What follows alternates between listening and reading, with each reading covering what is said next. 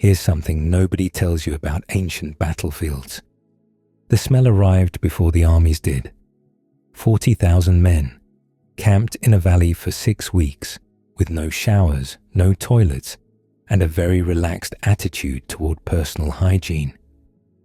The Valley of Elah didn't smell like war. It smelled like the world's worst music festival, if everyone at that festival was also terrified for their life. Hey guys, tonight we begin with David and Goliath, but not the Sunday school version. Tonight, we're going to stand in that valley. We're going to smell what those soldiers smelled, feel what they felt, and watch a 9-foot man in bronze armor walk toward us, while our knees turn to water. So before you get comfortable, take a moment, like the video and subscribe, but only if you genuinely enjoy what I do here. And let me know in the comments where you're tuning in from and what time it is for you. It's always fascinating to see who's joining us from around the world. Now, dim the lights. Maybe turn on a fan for that soft background hum. And let's ease into tonight's journey together. Congratulations, you've just woken up in the Valley of Elah, roughly 1000 BCE. The good news, you're alive. The bad news, you're surrounded by 40,000 men who haven't bathed since before you got here, and you got here 6 weeks ago. You're lying on the ground because there are no beds. There are no tents for regular soldiers either. Those are for officers. You've got a wool cloak that doubles as your blanket, your pillow, and your only protection from the morning dew that's currently soaking through to your skin. The cloak smells like you. You smell like a goat that died 2 weeks ago and nobody bothered to move. Your back aches. Your legs ache. Everything aches actually, because sleeping on rocky ground for 42 consecutive nights does things to a human body that weren't supposed to happen until you were much, much older. You're 23. You feel 60. You sit up slowly, and the world comes into focus. Thousands of men scattered across the hillside like human debris after a flood. Some are already awake, huddled around small fires, trying to coax warmth from smouldering dung chips. Yes, dung chips. Wood is precious out here. Animal waste burns just fine, and there's plenty of it. The air is thick with smoke, body odor, and something else. Something sour and sharp that you've learned to identify as fear. Fear has a smell. It comes out in sweat, in breath, in the way men's bodies betray them when they're trying very hard to look brave. You stumble toward the latrine area, which is really just a section of hillside that everyone has silently agreed to use for that purpose. The flies have already found it. Fat, iridescent things that buzz near your ears and land on your lips the moment you stop moving. They're the most successful residents of this valley, thriving on the endless buffet of human misery. Breakfast is cold bread and a handful of dried figs. Maybe some cheese if you're lucky. Water from the brook that runs through the valley floor, the same brook everyone's been using for drinking, washing, and things you'd rather not think about. You try not to think about it as you drink. And then it happens. Someone shouts, then another. Then the whole camp ripples with the same word, passed from mouth to mouth like a disease. He's coming. Your stomach drops.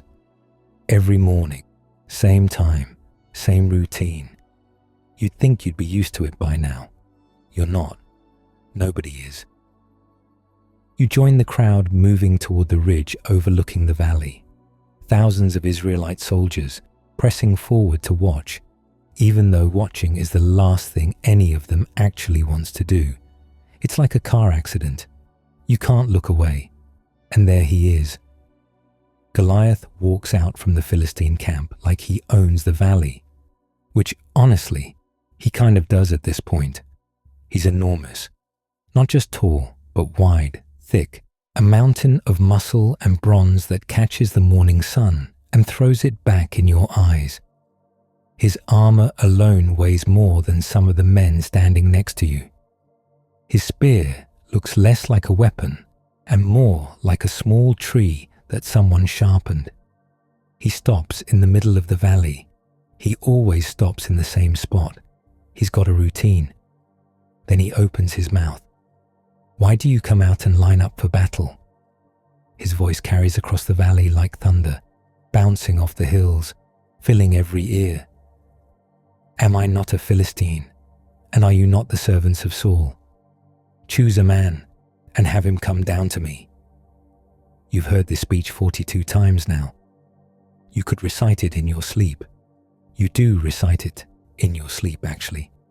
It shows up in your nightmares with alarming regularity. If he is able to fight and kill me, we will become your subjects. But if I overcome him and kill him, you will become our subjects and serve us. The men around you are silent. 40,000 soldiers, and not a single one makes a sound. You can hear the wind. You can hear the distant bleating of sheep somewhere behind the Philistine lines. You can hear your own heartbeat, loud and fast and embarrassing. This day I defy the armies of Israel. Give me a man and let us fight each other. He stands there, waiting. He always waits. He knows no one is coming. King Saul is somewhere behind you, in his tent probably. The king is supposed to be the champion. The king is supposed to answer challenges like this. But Saul is the tallest man in Israel, and even he looks like a child compared to the monster in the valley. Nobody moves. Eventually, Goliath laughs. It's not a pleasant sound. Then he turns and walks back to the Philistine camp, his shield bearer trotting beside him like a loyal dog beside a lion. The crowd disperses, back to cold bread, back to dung fires, back to waiting.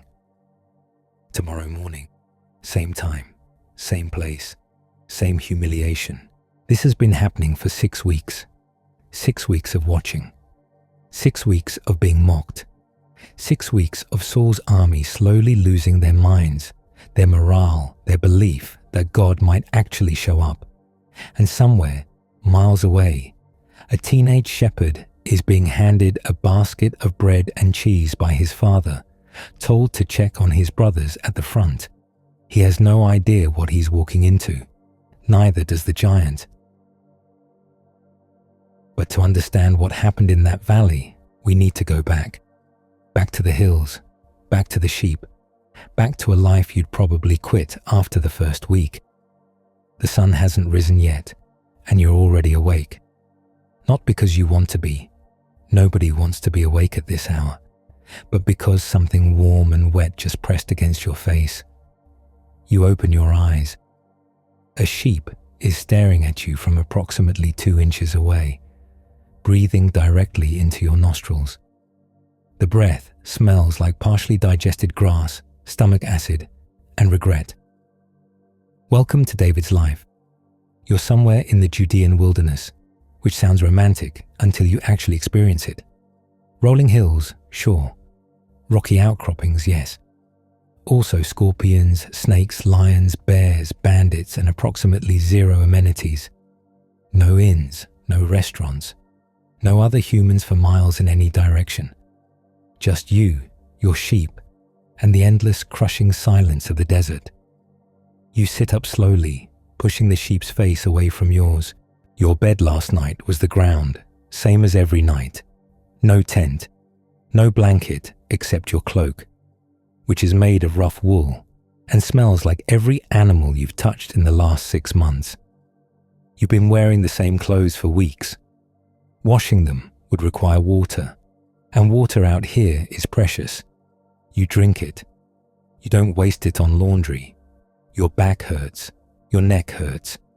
Your everything hurts, actually, because you're 17 years old and you've been sleeping on rocks since you were old enough to be trusted with livestock, which, in your family, was about age 8. The sky is lightening now, shifting from black to deep purple to the first hints of orange along the horizon. It would be beautiful if you weren't so tired, if your stomach wasn't growling, if you didn't know that the next 16 hours would be exactly like the last 16 hours, and the 16 before that, and the 16 before that. You're a shepherd, the youngest of 8 brothers, and in the hierarchy of ancient Israelite society, that puts you somewhere between useful and furniture. Let's talk about what that actually means. Your father is Jesse, a respected man in Bethlehem. He owns land. He has servants. He's somebody. Your 7 older brothers are also somebodies. They're old enough to matter, to have opinions that count, to sit with the adults and discuss important things while you sit outside with the sheep. You are not a somebody. You are the kid who handles the animals. This isn't a part-time job. This isn't helping out on the family farm. This is your life. While your brothers are learning trades, making connections, preparing for futures that involve things like houses and wives and social standing, you're in the wilderness alone, making sure sheep don't wander off cliffs or get eaten by predators. The loneliness is the first thing that hits you, not the physical discomfort. You get used to that eventually, but the loneliness never quite goes away. Days pass without seeing another human face, sometimes weeks. You talk to the sheep because there's no one else to talk to, and the sheep, bless them, are not great conversationalists. They stare at you with those horizontal pupils, chewing, blinking, offering nothing in return. You start talking to yourself, then you start singing to yourself, then you start making up songs because the silence is so complete, it feels like it might swallow you whole if you don't fill it with something. The songs help. The songs become a lifeline, but we're getting ahead of ourselves. Right now, you need to eat. Breakfast is bread. It's always bread. Hard, dense, coarse barley bread that your family sent with you when you left. How long ago? You've lost track. The bread was fresh then. It's not fresh now. It's achieved a consistency somewhere between stale and building material. You don't bite it so much as negotiate with it, tearing off small pieces and letting them soften in your mouth before attempting to chew.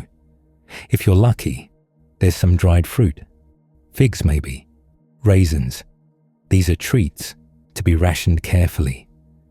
You're not sure when you'll see your family again, when someone will bring more supplies. Could be days, could be weeks. You learn to make things last.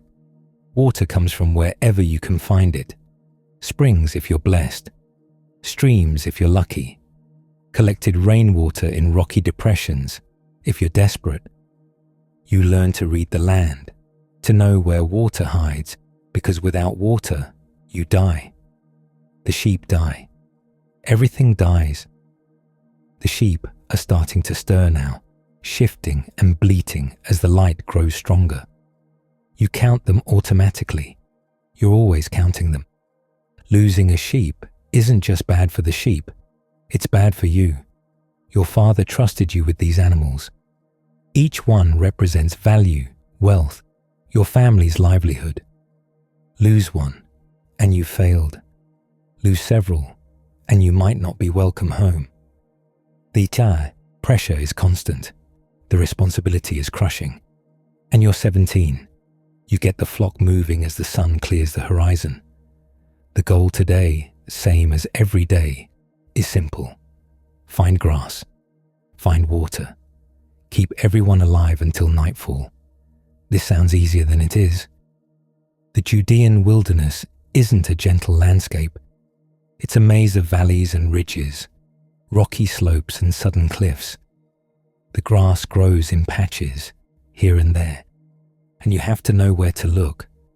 The sheep don't know. The sheep are, to put it charitably, not intelligent.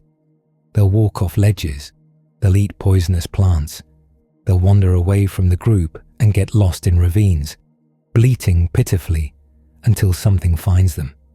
That something is usually you. Sometimes it's not. The predators are real. Lions live in these hills. Not the majestic, noble lions of nature documentaries. These are lean, desperate, opportunistic hunters who see your flock as a walking buffet. Bears too, though they're less common. And then there are the human predators, bandits, raiders, desperate men who would happily take your sheep and leave you bleeding in a ditch. You carry a staff and a sling. That's it. Those are your weapons against a world that wants to kill you and eat your sheep. The staff is for walking, for guiding the flock, for pulling stupid animals out of stupid situations they've gotten themselves into. But it's also a weapon. You've learned to swing it, to jab with it, to use it as an extension of your arm when something with teeth comes too close. The sling is different. The sling is art.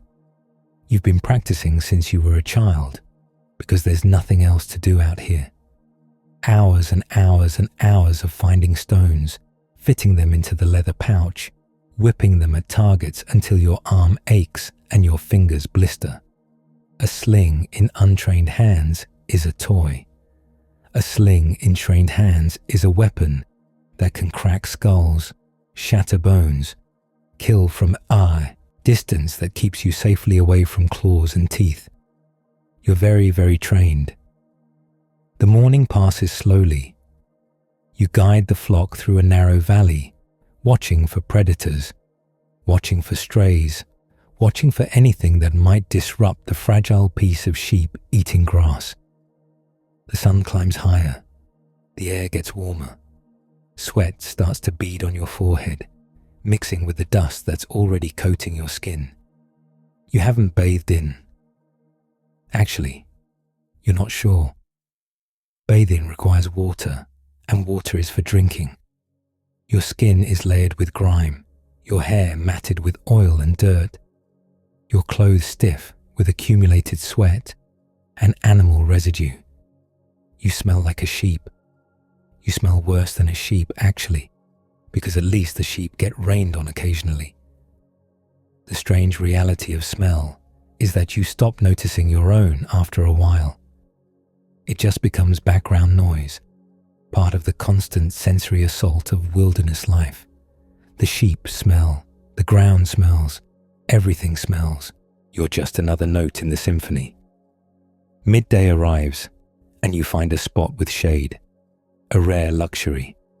The sheep cluster together, panting in the heat, and you allow yourself a few minutes of rest.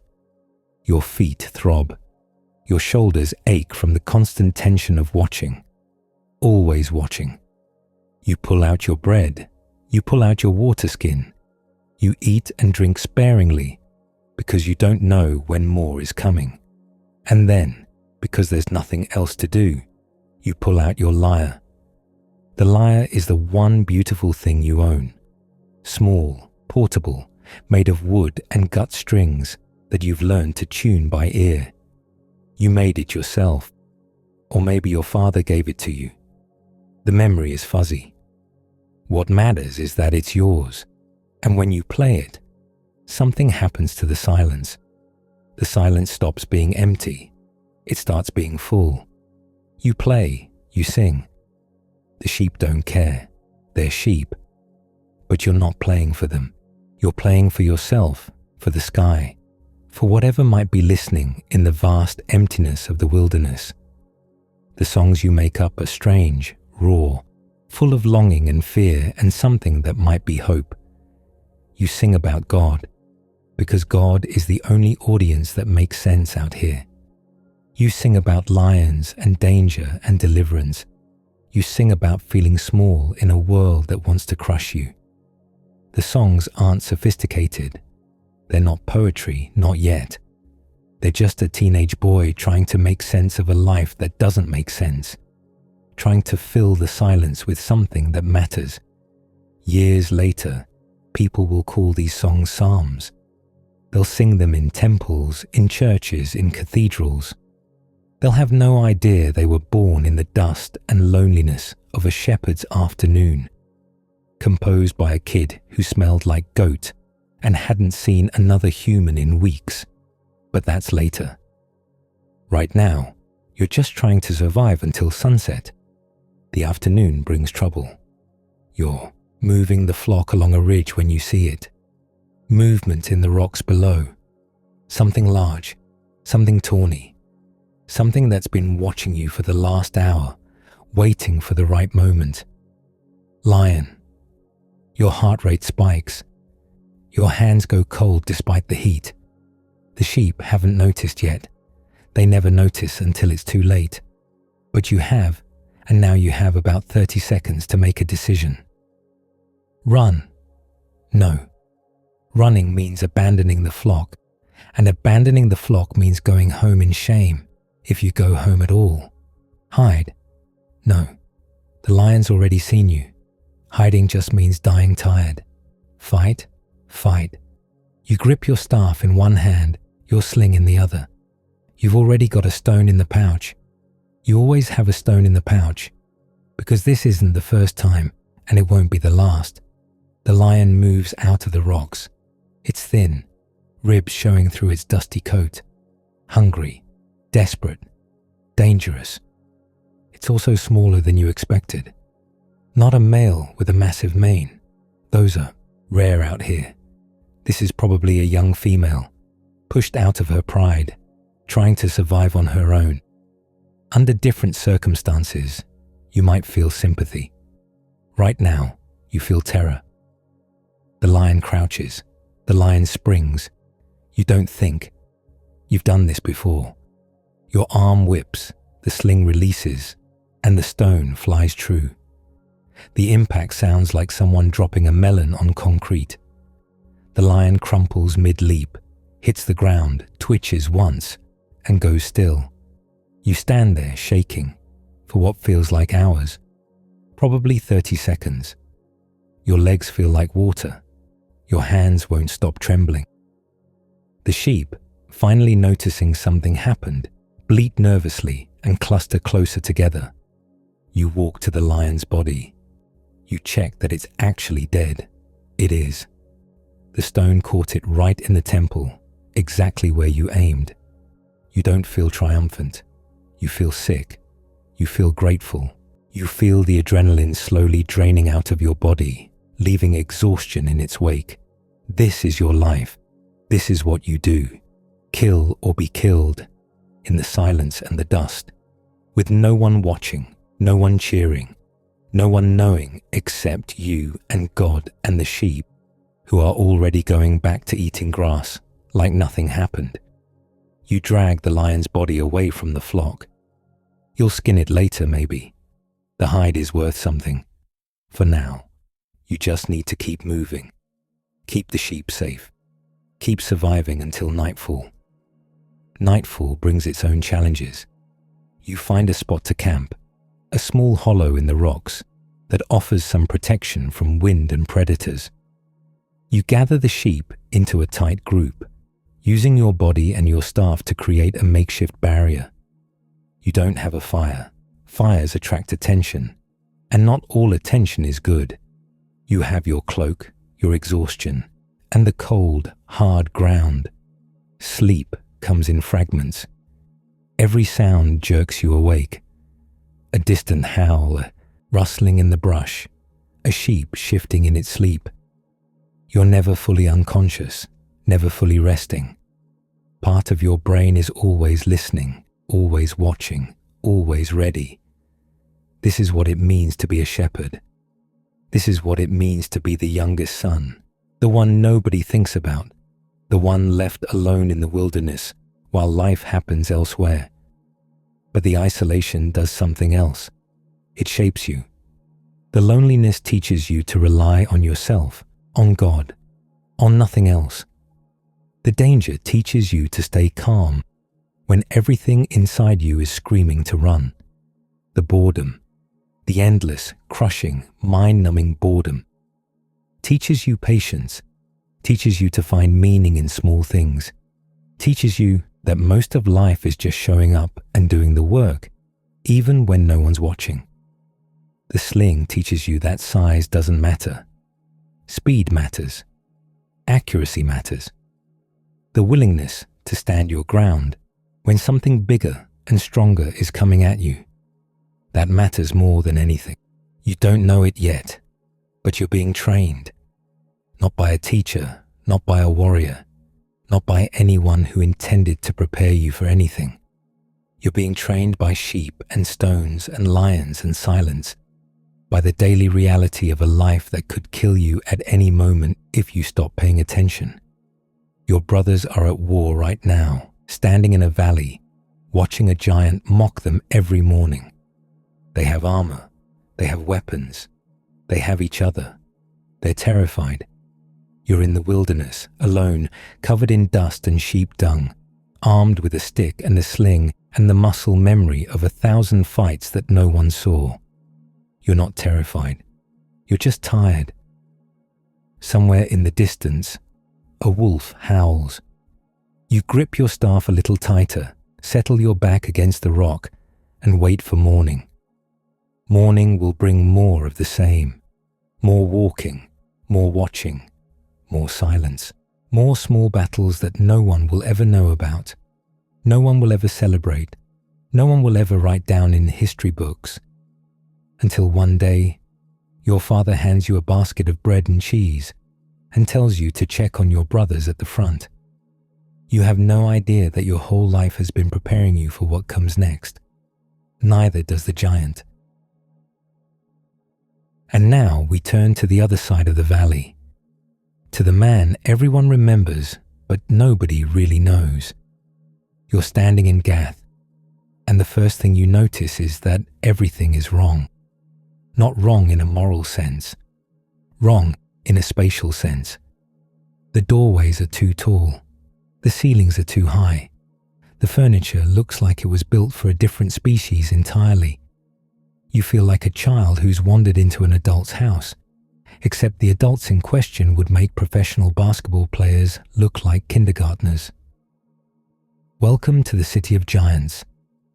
Gath is one of the 5 great Philistine cities, a coastal powerhouse of trade, warfare, and cultural sophistication that makes the Israelite hill towns look like camping sites. The Philistines came from the sea, refugees from somewhere in the Aegean, scholars think, displaced by the same chaos that toppled Troy and scattered civilizations across the Mediterranean. They brought with them technology the locals had never seen, ironworking, advanced pottery, architectural techniques that let them build cities while their neighbors were still arguing about mud bricks. They also brought their gods, their customs, and their very particular approach to warfare. But Gath is special, even among the Philistine cities. Gath has a reputation. Gath is where the big ones live. You're walking through the streets now, trying not to stare, failing completely. The men here aren't just tall. They're massive, broad-shouldered, thick-limbed, built like the love children of oak trees and siege weapons. The women aren't much smaller. Even the children look like they could bench press a donkey. This isn't mythology. This isn't exaggeration. Archaeological evidence suggests that Gath really did have a population with unusual height, possibly due to genetic factors, possibly due to diet, possibly due to generations of selective breeding for warfare. The result is a city where being 6 feet tall makes you the short one. And then there's Goliath.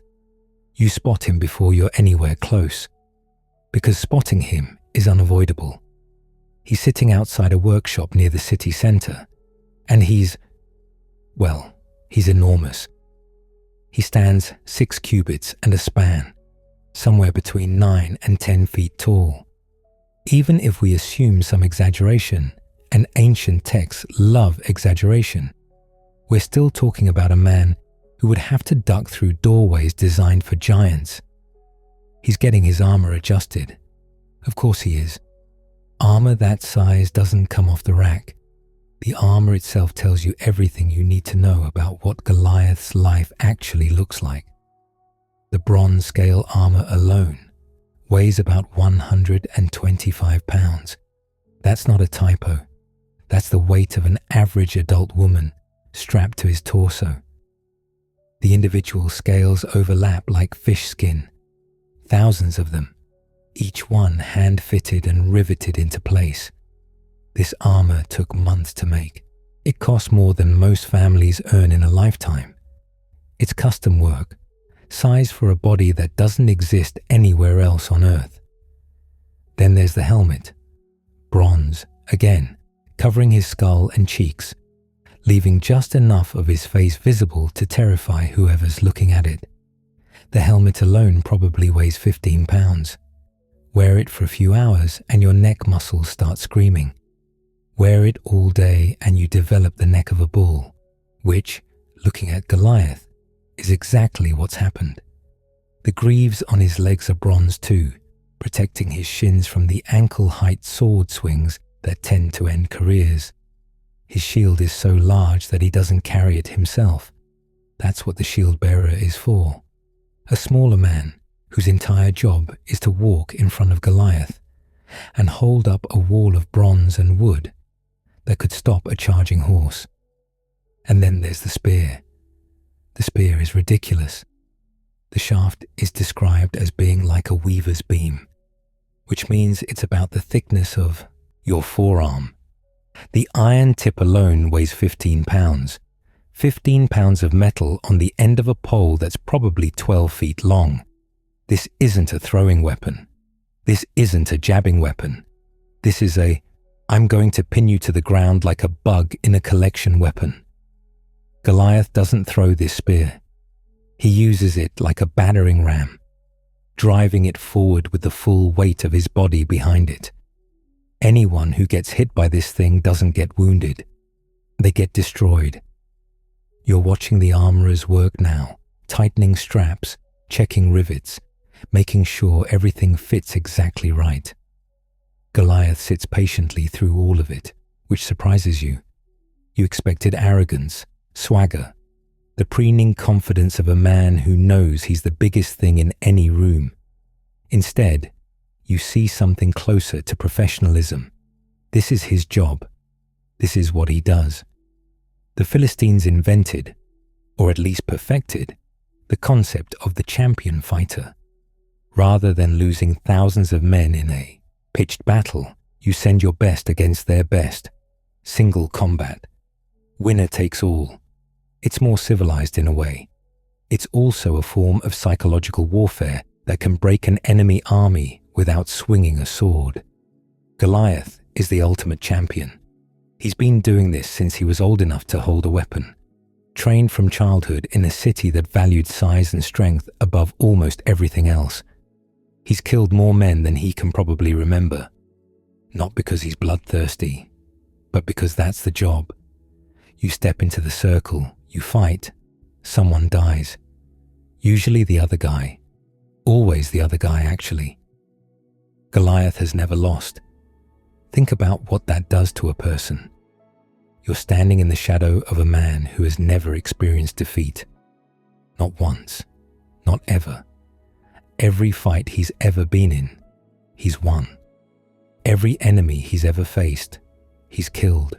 For his entire adult life, he's been the biggest, the strongest, the most terrifying thing on any battlefield. That's not arrogance. That's just reality. From his perspective anyway. You follow him through his day, trying to understand what it's like to live in that body, that reputation, that constant expectation of invincibility. Morning starts early. A man that size needs to eat, and eating takes time. Breakfast is substantial. Bread, yes, but also meat, cheese, fish from the coastal waters, fruits and vegetables that the Israelite hill farmers can only dream about. The Philistines eat well. The Philistines have trade routes, agriculture, fishing fleets. Their food is varied, nutritious, plentiful. Goliath eats enough for 3 normal men, because he is, metabolically speaking, 3 normal men. His body burns fuel like a furnace, demanding constant replenishment. The logistics of keeping him fed on a military campaign are genuinely complicated. He probably has dedicated supply personnel just for his personal provisions. After breakfast, training, even champions have to stay sharp. You watch him work with the spear, and it's like watching someone dance with a telephone pole. The movements are surprisingly graceful for a man his size, controlled, precise, economical. He's not swinging wildly. He's not showing off. He's drilling fundamentals, the same way he's drilled them every day for decades. Thrust, recover, thrust, recover, pivot, thrust, recover. The spear tip catches the light, that iron gleaming dully in the morning sun.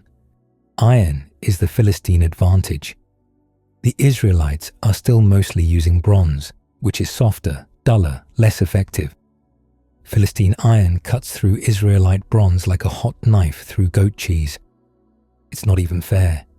Then again, nothing about fighting Goliath is fair. He practices with the sword next, a massive bronze blade that would be a two-handed weapon for anyone else. In his grip, it looks almost normal-sized. He moves through forms, cutting patterns in the air, building the muscle memory that will keep him alive when thinking becomes too slow. You notice something else. He's careful, methodical.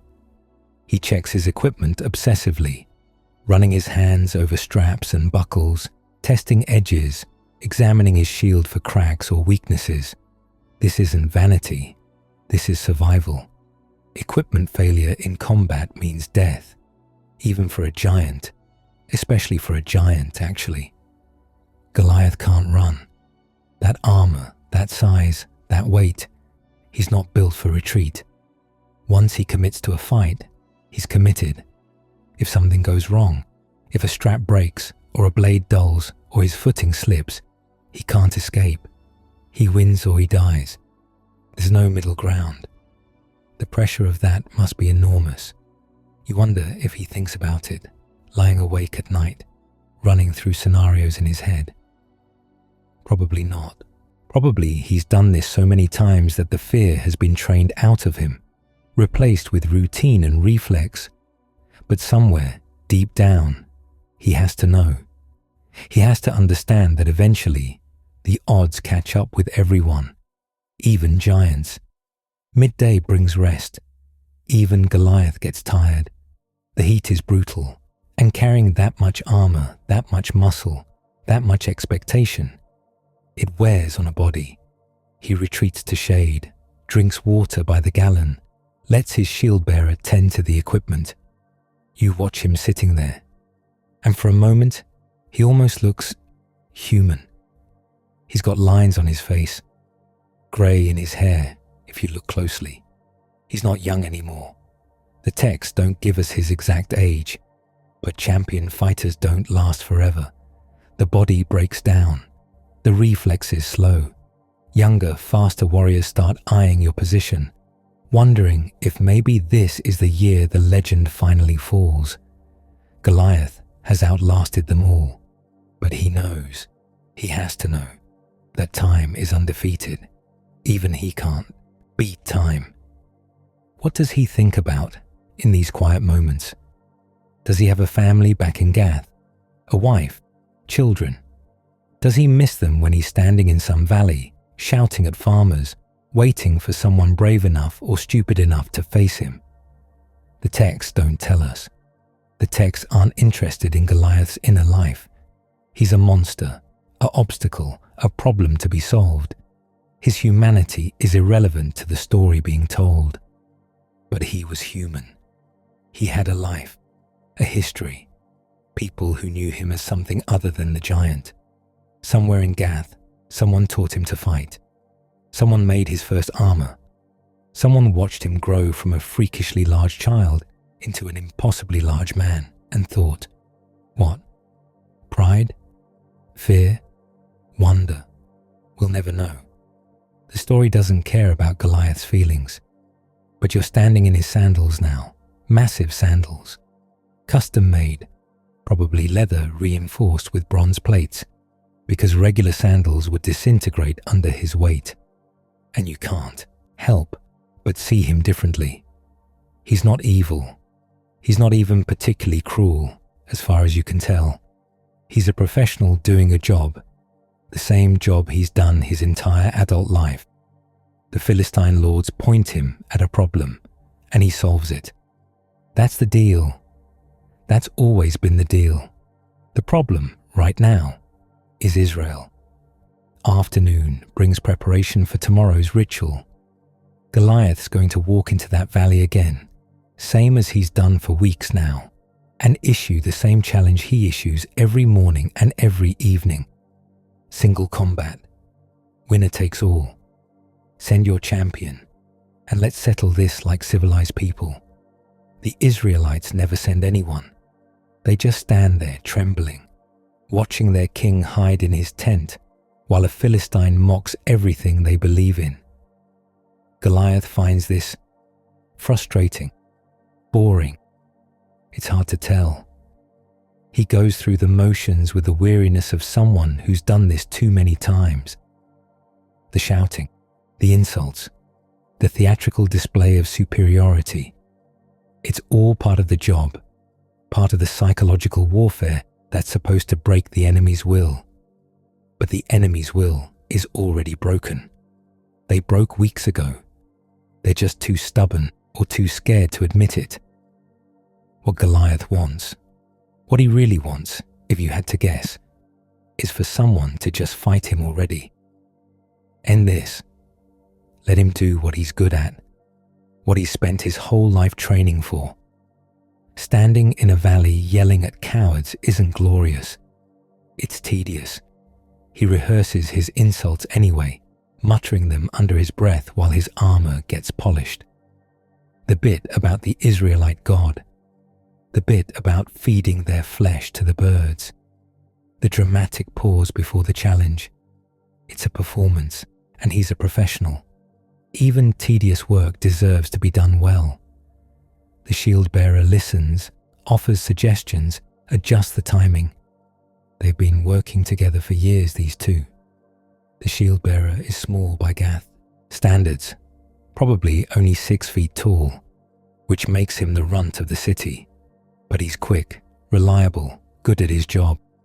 He keeps Goliath's flanks protected, his equipment maintained, his schedule organized. In another life, he might have been a champion himself. In this life, he carries a shield for someone else and tries not to get killed in the crossfire. Evening falls. Dinner is another massive affair, more food than a normal family would eat in a week. Goliath eats mechanically, fueling the machine, preparing for another day of standing in a valley and waiting for someone to have the courage to die. He sleeps in a tent large enough to stable horses, on a bed frame reinforced to handle his weight. Even his sleep is a logistical challenge. Normal beds collapse under him. Normal blankets don't cover him. Everything in his life has to be custom made, specially designed, carefully engineered to accommodate a body that shouldn't exist. You wonder if he ever wishes he were normal. If he ever looks at smaller men and envies their ability to walk through doorways without ducking, to sit in chairs without breaking them, to disappear into a crowd when they want to be alone. Probably not. He's been this way his whole life. He doesn't know anything else. But still, it must be lonely being the only one. Even in a city of giants, he's the giant's giant. There's no one like him. No one who truly understands what it's like to carry that weight, that expectation, that constant crushing certainty that everyone is always watching, always measuring, always waiting for you to prove yourself again. Every morning, every evening, 40 days now, and counting. He rises before dawn, same as always. The armor goes on piece by piece, strap by strap. The shield bearer checks everything twice. The spear gets hefted, tested, balanced. The routine is sacred, inviolable. The same sequence he's performed 1,000 times before. He walks to the edge of the Philistine camp, looks across the valley at the Israelite lines, and takes a breath. The The sun is just clearing the hills. The air is still cool, carrying the smell of campfires and unwashed soldiers, and the particular mustiness of a military encampment that's been in place too long. Goliath steps forward. His armor clanks with each stride. His shadow stretches across the valley floor, impossibly long in the early light.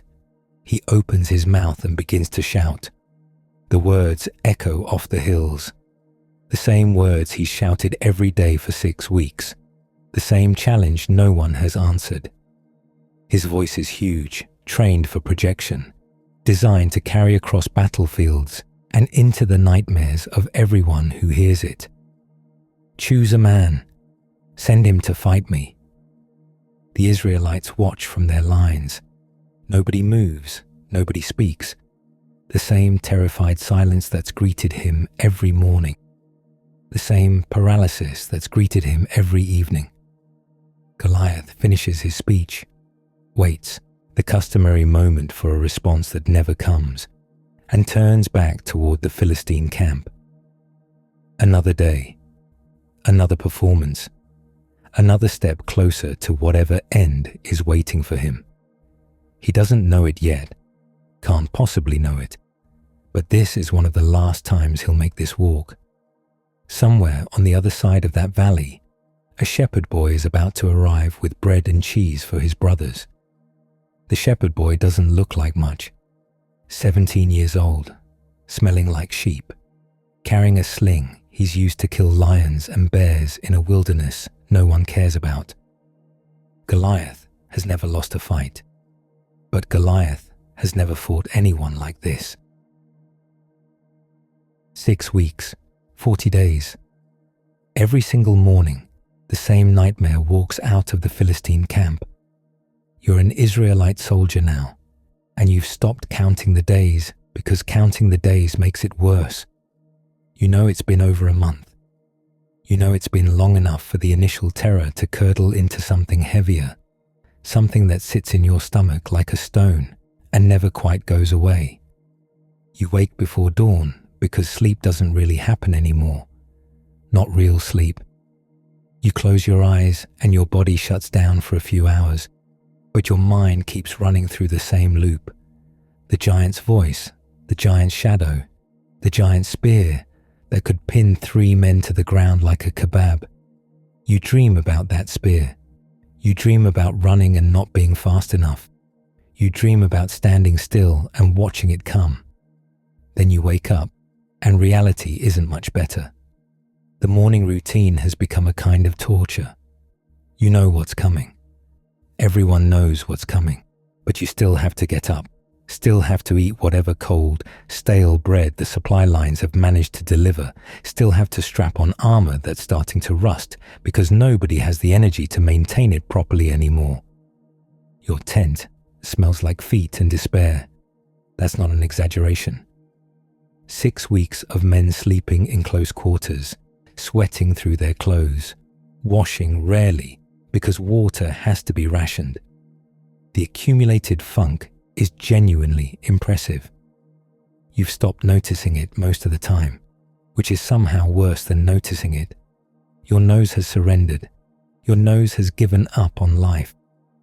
You crawl out into the pre-dawn darkness and join the shuffling mass of soldiers heading toward the latrine trenches. The trenches are exactly as horrible as you'd expect after 6 weeks of continuous use. The smell here is different from the tent smell, sharper, more aggressive, the kind of smell that makes your eyes water, even when you're trying to breathe through your mouth.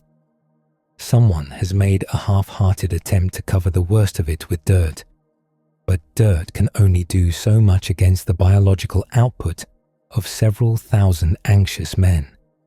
You do your business as quickly as possible and escape back toward the cooking fires, where the smell shifts again to smoke and burning grain, and something that might be meat, but is probably better not to ask about. Breakfast is a negotiation with bread that's gone stale days ago and been re-moistened with water to make it technically edible. The texture is wrong. The taste is wrong. Everything about this bread is wrong, but you eat it anyway because the alternative is starving, and starving soldiers don't win wars. Not that you're winning this war anyway. The sun starts to clear the hills, and you feel it in your chest before you hear anything. A tightening, a clenching. Your body has learned to anticipate what comes next, and your body is not happy about it. Someone near you mutters a prayer. Someone else spits on the ground. A gesture of contempt that's become so common, it's lost all meaning.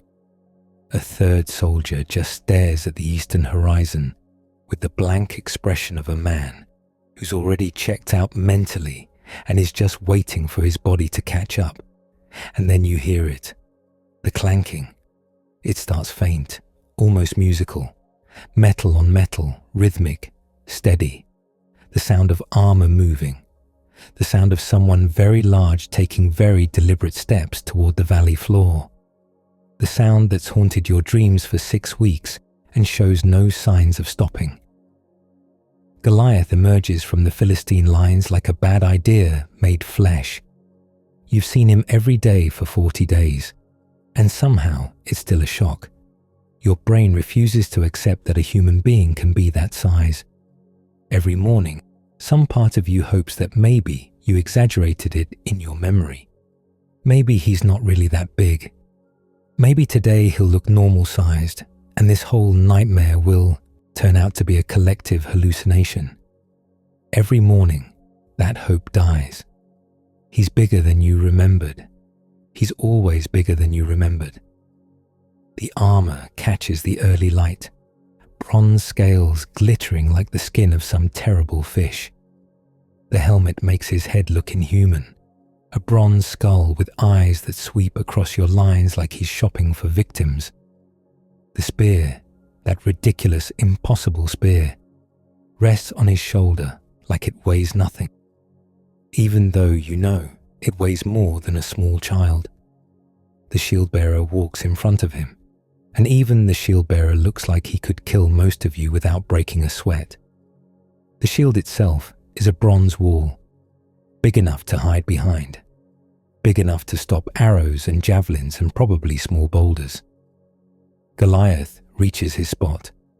He has a spot now, a particular place in the valley where he stands every morning and every evening, worn smooth by his feet, and plants himself like a monument.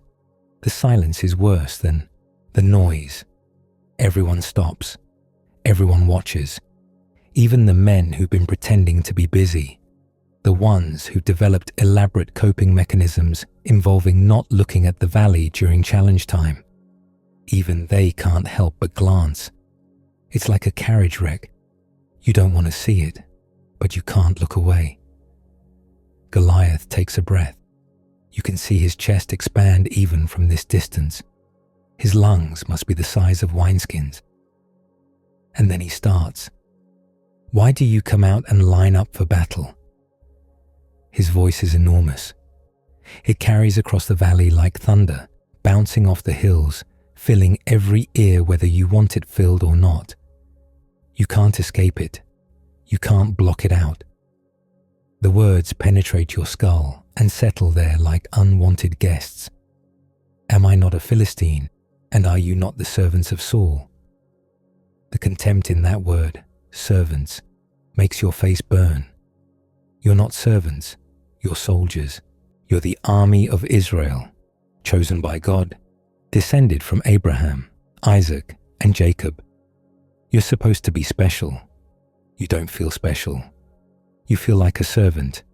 You feel like a very small, very frightened servant who would give anything to be somewhere else right now. Choose a man and have him come down to me. This is the part where your stomach drops, every single time, because challenges require someone to answer them. And every morning, every evening, for 6 weeks straight, the same question hangs in the air. Who's going to fight him? Nobody. That's who. Nobody's going to fight him. Nobody's stupid enough or brave enough or suicidal enough to walk down into that valley and face that thing, If he is able to fight and kill me, we will become your subjects. A lie, probably. The Philistines aren't going to honor that deal. They have iron weapons, trained armies, fortified cities. Even if someone killed Goliath, which is impossible, but hypothetically, they'd just send another champion or abandon the whole single combat charade and attack with their full force. But it doesn't matter whether the deal is real because nobody's going to test it. But if I overcome him and kill him, you will become our subjects and serve us. There it is, the stakes. Lose this fight, which you will, because you can't even find someone willing to take it, and everyone becomes a slave. Your wife, your children, your elderly parents, everyone you've ever loved, grinding grain for Philistine masters until they die. The thought makes you want to vomit. The bread you just ate is staging a revolt in your stomach. Goliath pauses for effect. He's good at this, you have to admit. The timing is theatrical, practiced, designed to let the horror sink in before he delivers the final blow. This day I defy the armies of Israel. His arm sweeps across your lines, encompassing everyone, dismissing everyone. You're not warriors to him. You're not even obstacles. You're an audience for his daily performance, a crowd of terrified spectators who exist only to witness his superiority. Give me a man and let us fight each other. The challenge echoes off the hills and fades into silence. Nobody moves, nobody speaks. Somewhere behind you, you hear the sound of a man crying. He's trying to muffle it, trying to keep it quiet. But in the absolute stillness that follows Goliath's challenge, even whispered sobs carry. You don't turn around to see who it is. You don't want to know. It could be anyone. It could be you tomorrow. Goliath waits. The silence stretches. 1 minute, 2. The sun climbs higher, warming your face, making the sweat start to trickle down your back. Your armor is heating up, turning into a personal oven, and you can't take it off, because technically you're supposed to be battle ready, even though everyone knows no battle is happening today. No battle has happened for 40 days. Goliath snorts. You can hear it from here. A dismissive exhale, the sound of a man who expected nothing and received exactly that. He turns slowly, deliberately, giving your entire army a long look at his back. A back that's armored, protected, confident enough to turn away from thousands of enemies because he knows that none of you will do anything about it. He walks back toward the Philistine lines. The clanking resumes. The shield bearer follows. The performance is over, for now. You exhale. You didn't realize you were holding your breath, but you were. Everyone was. The collective exhale of the Israelite army sounds like wind through dry grass. Thousands of men simultaneously releasing the tension they've been holding since Goliath first appeared. And now comes the worst part. The waiting. See, the morning challenge is bad. The morning challenge is a punch to the gut, a daily reminder of your complete helplessness. But at least the morning challenge is active. At least something is happening. At least you can focus on the immediate horror rather than the slow-building dread. The hours between challenges are worse. You have nothing to do. That's the problem. You're an army in a standoff, which means you can't advance, can't retreat, can't forage, can't train with any real intensity, because you need to conserve energy for a battle that never comes. You just exist. You sit in your tent and try not to think. You play dice games that stopped being fun 3 weeks ago. You repair equipment that doesn't need repairing because you repaired it yesterday and the day before. You talk, sometimes, but the conversations have gotten dark. Speculation about what happens when, not if, when. The Philistines get tired of waiting and just attack. Rumors about what Goliath did to the last army he faced. Whispered questions about whether maybe, possibly, the God of Israel has abandoned you. That last one is the worst. That last one keeps you up at night more than the dreams about the spear. Because the truth nobody wants to say out loud is this: if your God is real, if your God is powerful, if your God actually cares about Israel the way the priests keep insisting he does, why is this happening? Why are you standing in a valley being mocked by a pagan warrior while your king hides in his tent? Why doesn't God do something? The priests have answers, of course. The priests always have answers. Something about faith being tested, about God working in mysterious ways, about the importance of trusting in divine timing. The answers sound hollow after 6 weeks. The answers sound like excuses. You try to pray, but the words feel empty. You try to remember the stories, David and Goliath, you think bitterly. Except there is no David yet. There's just the Goliath part, the endless Goliath part, the Goliath part that never seems to end. Midday comes and goes. You eat again. More stale bread.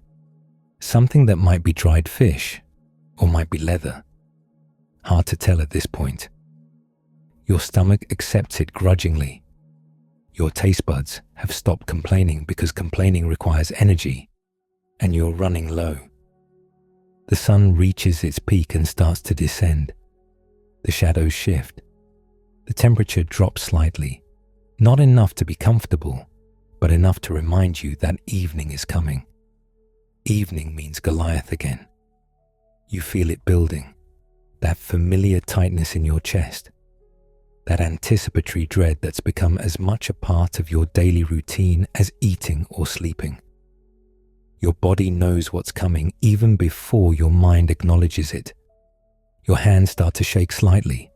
Your breathing gets shallow. And sure enough, as the sun touches the western hills, the clanking starts again. He's back. Same spot, same stance, same theatrical pause before he opens his mouth. Same words, delivered with the same contempt, the same confidence, the same absolute certainty that nobody is going to answer. Why do you come out and line up for battle? You've heard this speech 80 times now, twice a day for 40 days. You could recite it in your sleep, and sometimes you do, waking yourself up with the sound of your own voice mumbling Goliath's insults. Choose a man and have him come down to me. The man next to you makes a sound that's halfway between a laugh and a sob. He's been doing that a lot lately. You're worried about him. You're worried about everyone. You're worried about yourself. Give me a man and let us fight each other. The challenge hangs in the air. The silence stretches. Nobody moves.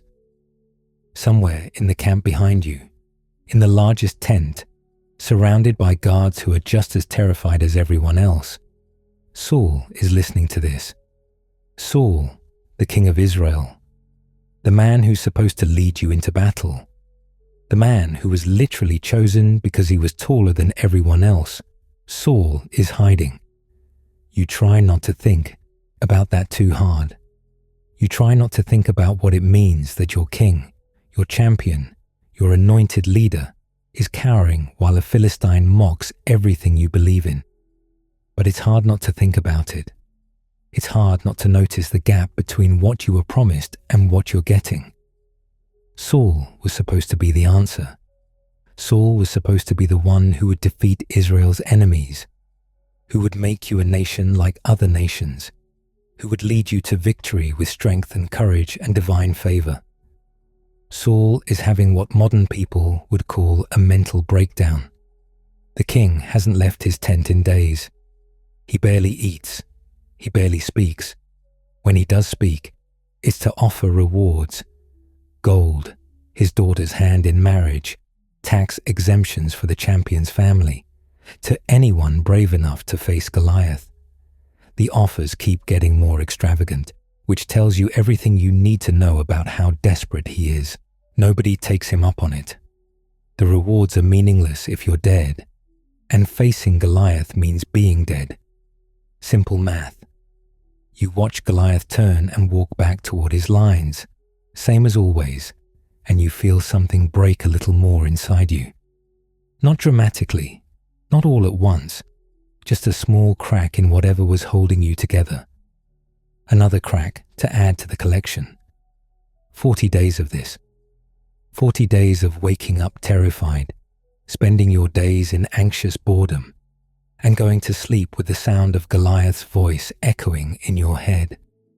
40 days of watching your army crumble from the inside, morale eroding like a riverbank in flood season. You've seen men desert.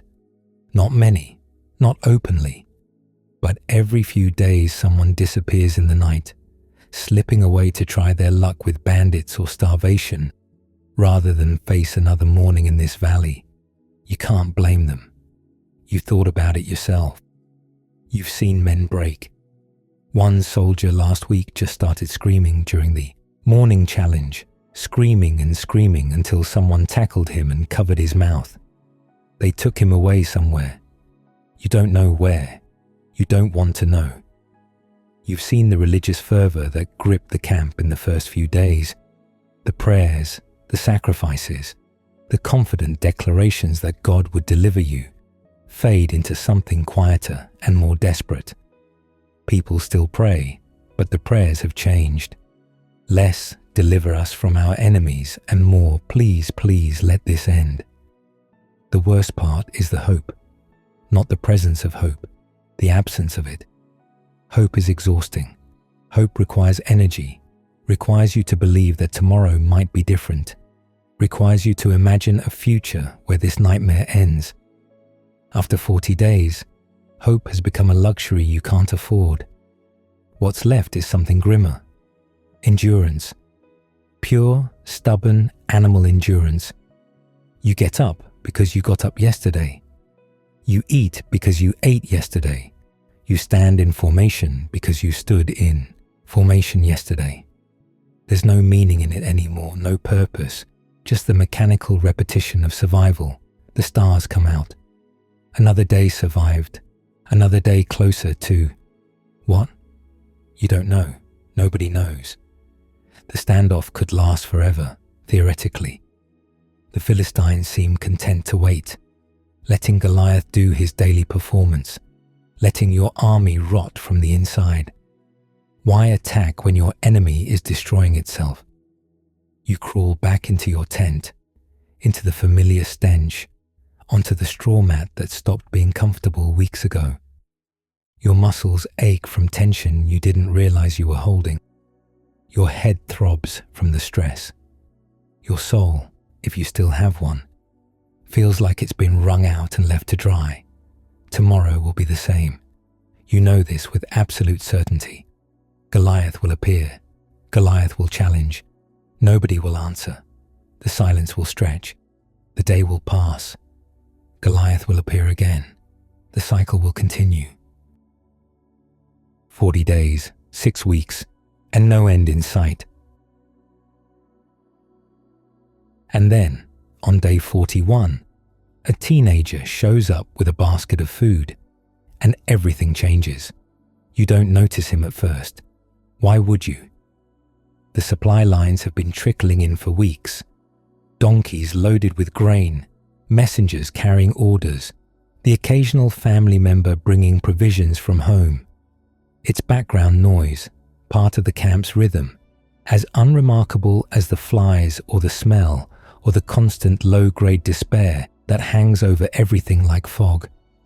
But this kid, and he is a kid, you can see that immediately. This kid doesn't move like a supply runner. Supply runners know the drill. They drop their goods, collect whatever payment or receipt they need, and get out as fast as possible because nobody wants to linger in a war camp that smells like collective failure. They keep their heads down. They don't ask questions. They definitely don't wander toward the front lines with their mouths hanging open like tourists at a festival. This kid is wandering toward the front, lines with his mouth hanging open like a tourist at a festival. He's carrying a basket in one hand and what looks like a wrapped bundle of cheese in the other. The cheese smell reaches you before he does, sharp, pungent, the unmistakable aroma of goat cheese that's been sitting in the sun for several hours too many. Under normal circumstances, you'd find the smell unpleasant. After 6 weeks in this camp, it's practically gourmet. You watch him pick his way through the tents, stepping over guy ropes, dodging cooking fires, nearly tripping over a soldier who's lying in the dirt staring at nothing. The kid apologizes, like manners are still a thing that matters here, and keeps moving. He's looking for someone. That much is obvious.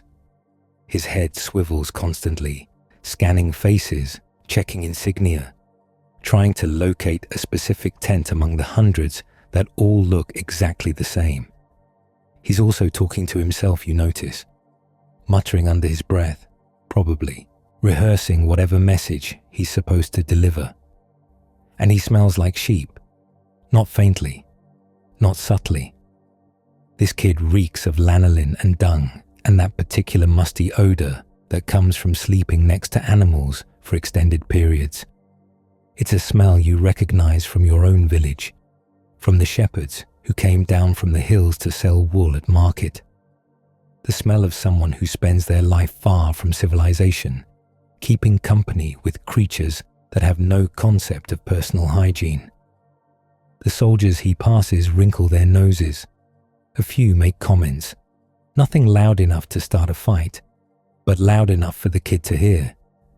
Something about sheep boy and did someone lose their flock, and other creative observations that soldiers tend to make when they're bored and miserable and looking for any target that won't hit back. The kid ignores them. Either he's used to it, or he's too focused on his errand to care. He keeps moving, keeps searching, keeps clutching that cheese like his life depends on delivering it. You're about to look away. The kid's not your problem, and you've got your own misery to attend to, when you hear someone shout, "David!" The name cuts through the camp noise, sharp and annoyed. You turn toward the sound and see a group of soldiers near one of the larger tents, the kind that houses officers or unit commanders. One of them is waving at the kid, and the wave is not friendly.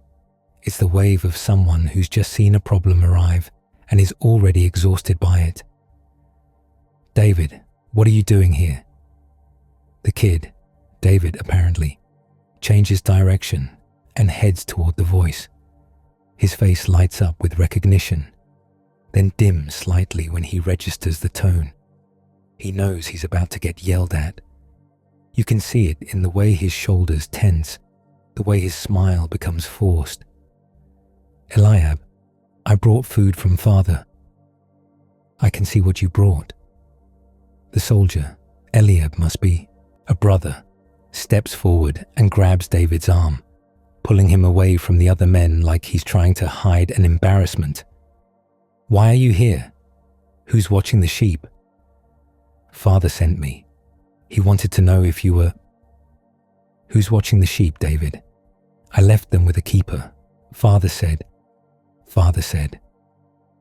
Eliab's voice drips with contempt, the kind of contempt that only family can really achieve, the specific flavor of disdain that comes from years of shared history and accumulated grievances. "Father said you should be at home. Father said you should be doing your job. Father didn't say anything about you wandering into a war camp like you belong here." David's jaw tightens. You can see the words forming behind his eyes, the retort he wants to make but knows better than to voice. Whatever dynamic exists between these brothers, it's clearly been playing out for years.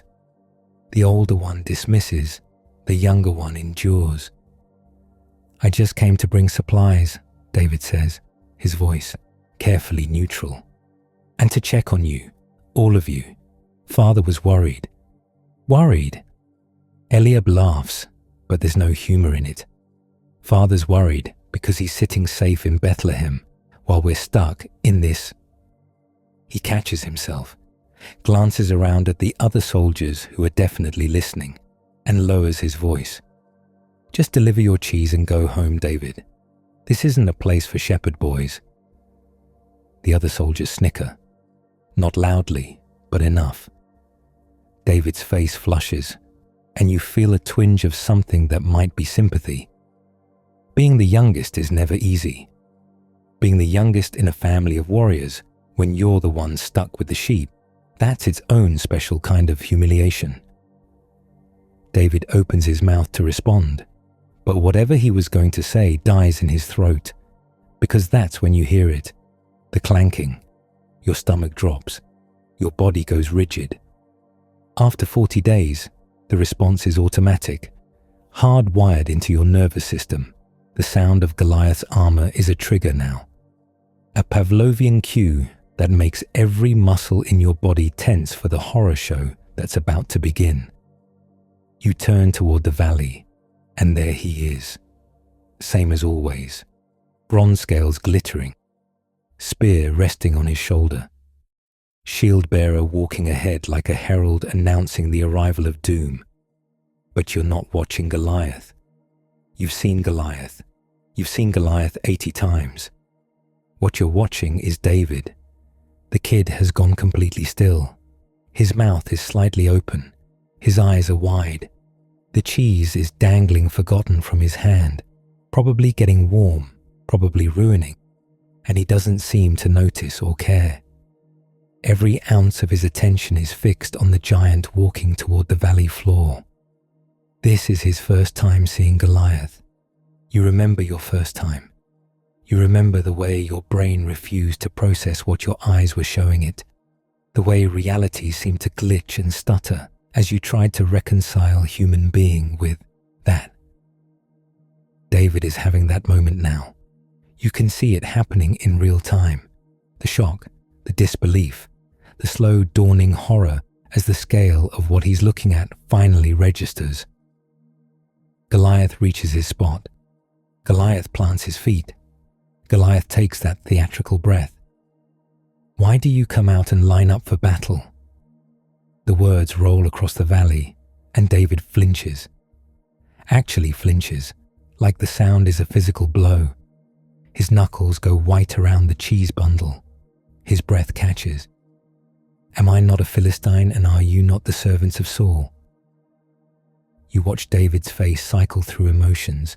Fear, yes, that's expected. But also something else. Something that looks almost like confusion, disbelief. Like he's hearing something that doesn't make sense and his brain is trying to work out why. Choose a man and have him come down to me. The challenge echoes. The silence stretches. Nobody moves. Nobody ever moves. But David does something strange. He turns away from Goliath, which nobody does. Nobody takes their eyes off the giant during challenge time, and looks at the soldiers around him. He looks at Eliab. He looks at the other brothers. He looks at the men who were mocking him 30 seconds ago. What will be done for the man who kills this Philistine? His voice is quiet, almost wondering, like he's asking about the weather or the price of grain, like he's gathering information for a decision he's already half made. The soldiers stare at him. What? Someone says. The man who kills him, David repeats, a little louder. What does he get? I heard someone mention rewards. Are you insane? Eliab grabs his arm again, harder this time. Keep your voice down. You want people to think, I want to know what the reward is. David pulls his arm free. His voice isn't loud, but it carries. Carries enough that other soldiers are turning to look, curious about the commotion. The king offered something, didn't he? For whoever fights him? A soldier near you, older, grizzled, the kind of man who's seen too much to be surprised by anything, answers before anyone can stop him. Great wealth, the king's daughter in marriage, tax exemption for your whole family. David nods slowly, processing this. And no one's taken him up on it. The soldier laughs. It's not a kind laugh. Kid, look at him. Look at the size of that spear. You think anyone's stupid enough to? He's defying the armies of the living God. The words land like stones. David says them simply, matter-of-factly, like he's pointing out something obvious that everyone else has somehow missed. His voice isn't angry or righteous or preachy. It's genuinely puzzled, confused, like a child asking why the sky is blue.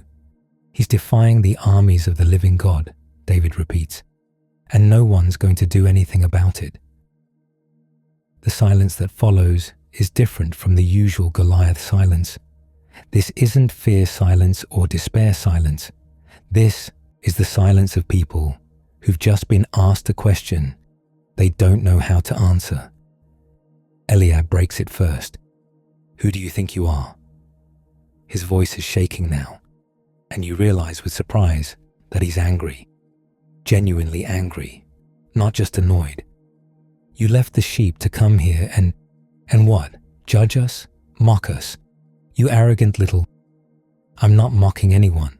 David's voice stays calm. I'm asking a question. Why is everyone so afraid of him? Because he's 9 feet tall. Someone shouts from the crowd that's gathering. Because his armor weighs more than you do. Because he's not armored everywhere. David says it like he's thinking out loud, like he's working through a problem. His face is exposed, his legs below the greaves. If you could... Oh, wonderful. The shepherd has tactical advice. Eliab's voice is dripping with sarcasm now. Please enlighten us. Tell us how to fight a giant. You've killed so many of them out there with your sheep. I've killed a lion. The words stop everyone cold. What? Eliab's voice is flat, disbelieving. A lion. It came for the flock. I killed it. David's tone is still matter-of-fact, still calm. And a bear. Different time, same situation. They came for my father's sheep, and I killed them. You stare at the kid. Everyone stares at the kid.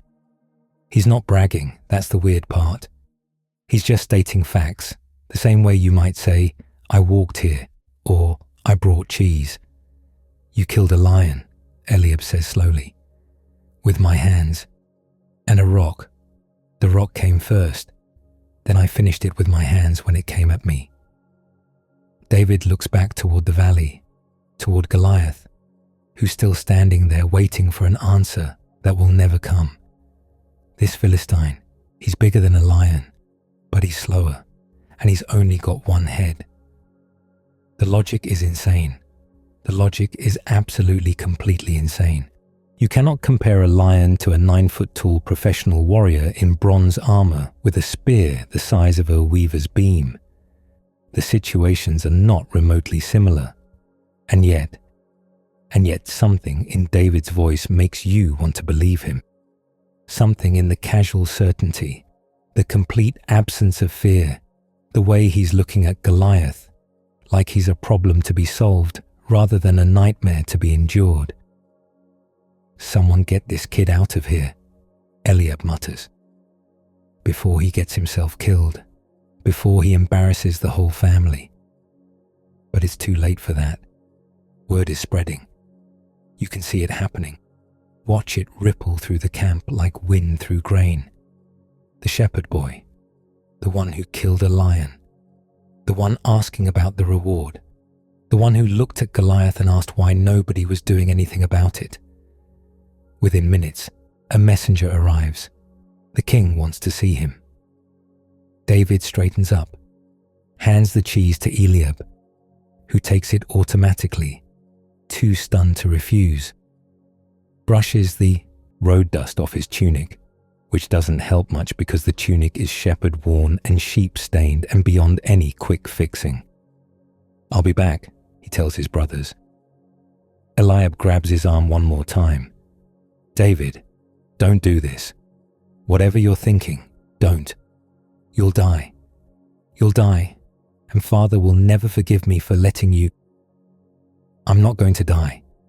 David says it simply, with absolute conviction. The Lord who delivered me from the paw of the lion and the paw of the bear will deliver me from the hand of this Philistine. He pulls free and walks toward the king's tent. You watch him go, this skinny, sheep-smelling teenager who just arrived with cheese and somehow decided he's going to fight a giant. He moves through the crowd of soldiers and they part for him. Not out of respect, not yet. Out of sheer bewilderment. Who is this kid? What is wrong with him? And why, against every shred of logic and self-preservation, does some tiny part of you actually believe he might do it? The camp is buzzing now. The despair that's been suffocating everyone for 6 weeks has cracked, just slightly, letting in something that might be hope or might be collective delusion. People are talking. People are moving. For the first time in 40 days, something is actually happening. And at the center of it all, walking toward a meeting with the king of Israel, is a delivery boy who smells like sheep and carries himself like he's already won. The king's tent smells like desperation masked with expensive incense. You're not supposed to be here. Nobody of your station is supposed to be anywhere near the royal quarters. But word has spread so fast, so wildly, that half the camp seems to have found excuses to drift toward Saul's tent, checking supply lines, delivering messages, adjusting guy ropes that don't need adjusting. Everyone wants to see the shepherd boy who asked about fighting the giant. You wedge yourself between 2 supply crates near the tent's entrance, close enough to hear without being obvious about eavesdropping. A dozen other soldiers have had the same idea. Nobody's even pretending to work anymore. Inside, you can hear voices. Saul's deep, exhausted, the voice of a man who hasn't slept properly in 6 weeks. And another voice, younger, steadier, somehow calmer than anyone in this camp has any right to be. Let no one lose heart on account of this Philistine. That's David. You recognize the tone from earlier, that same matter-of-fact certainty that made everyone in the camp stop and stare. Your servant will go and fight him. A pause. You can imagine Saul's face, the king who's been watching his army's morale crumble for 40 days, suddenly confronted with a teenager who smells like livestock and talks like he's discussing the weather. You are not able to go out against this Philistine and fight him. Saul's voice is gentle, almost kind. The voice of a man letting down a child easy. You are little more than a boy, and he has been a warrior from his youth. The king isn't wrong. You've seen Goliath. You've watched him move. Watch the way his muscles shift under that bronze armor. Watch the casual ease with which he hefts a spear that would take 2 normal men to lift. The idea of this kid, this cheese-delivering, sheep-watching kid, going up against that is so absurd, it loops back around to tragic. But David doesn't seem to agree. Your servant has been keeping his father's sheep. His voice carries through the tent fabric, clear and unhurried.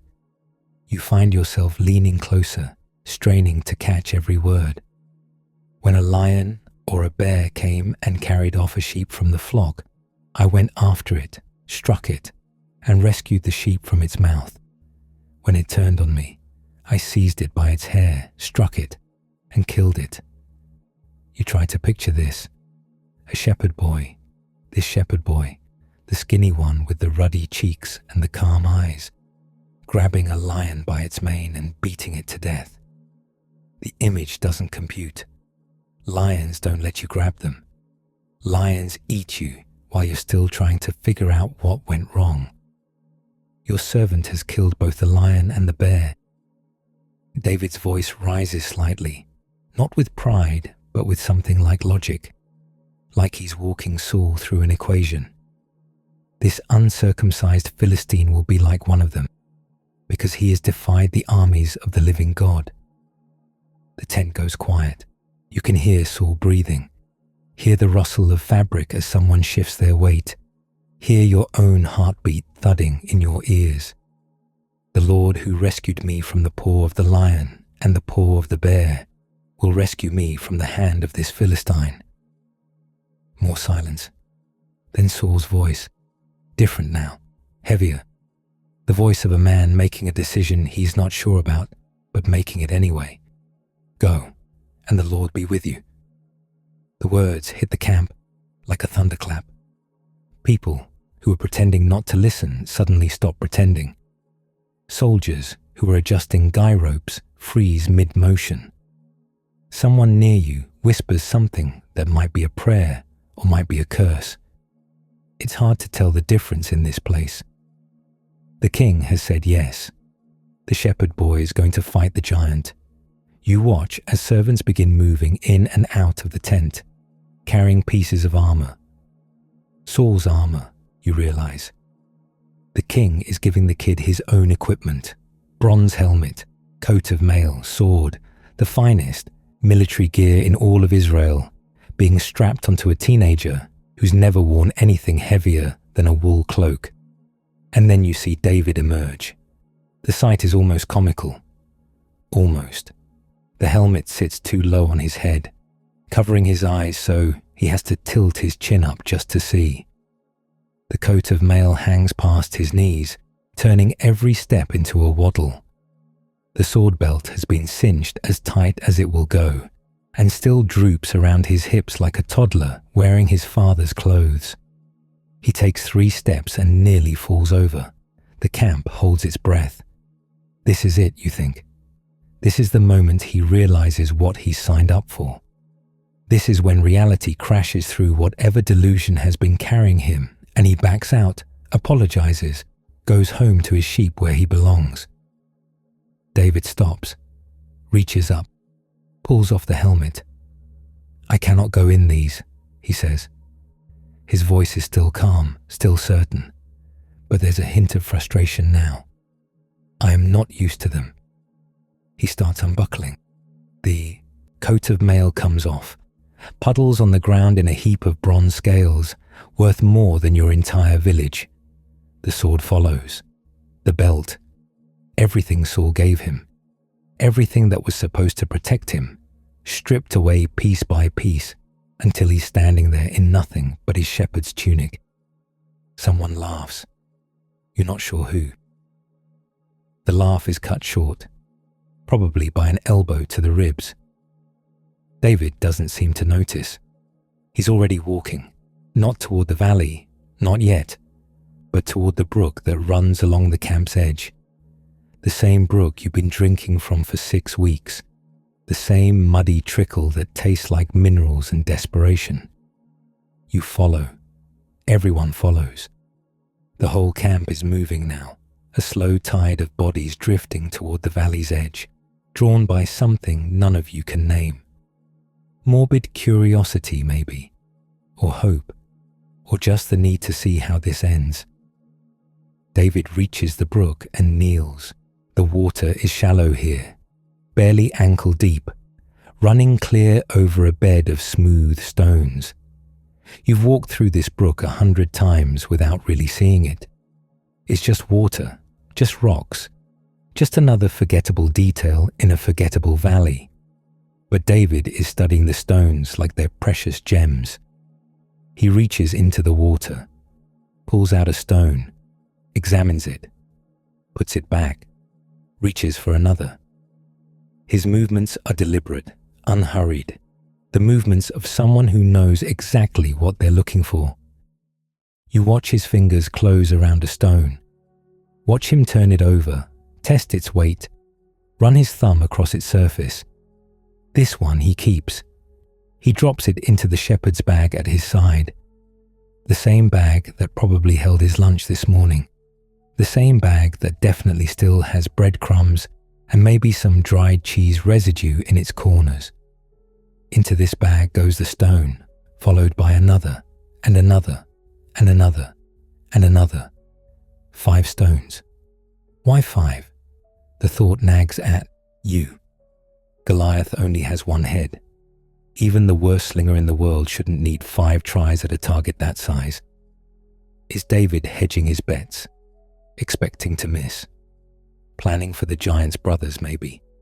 You've heard rumors that Goliath has family, other large men from Gath who might want revenge.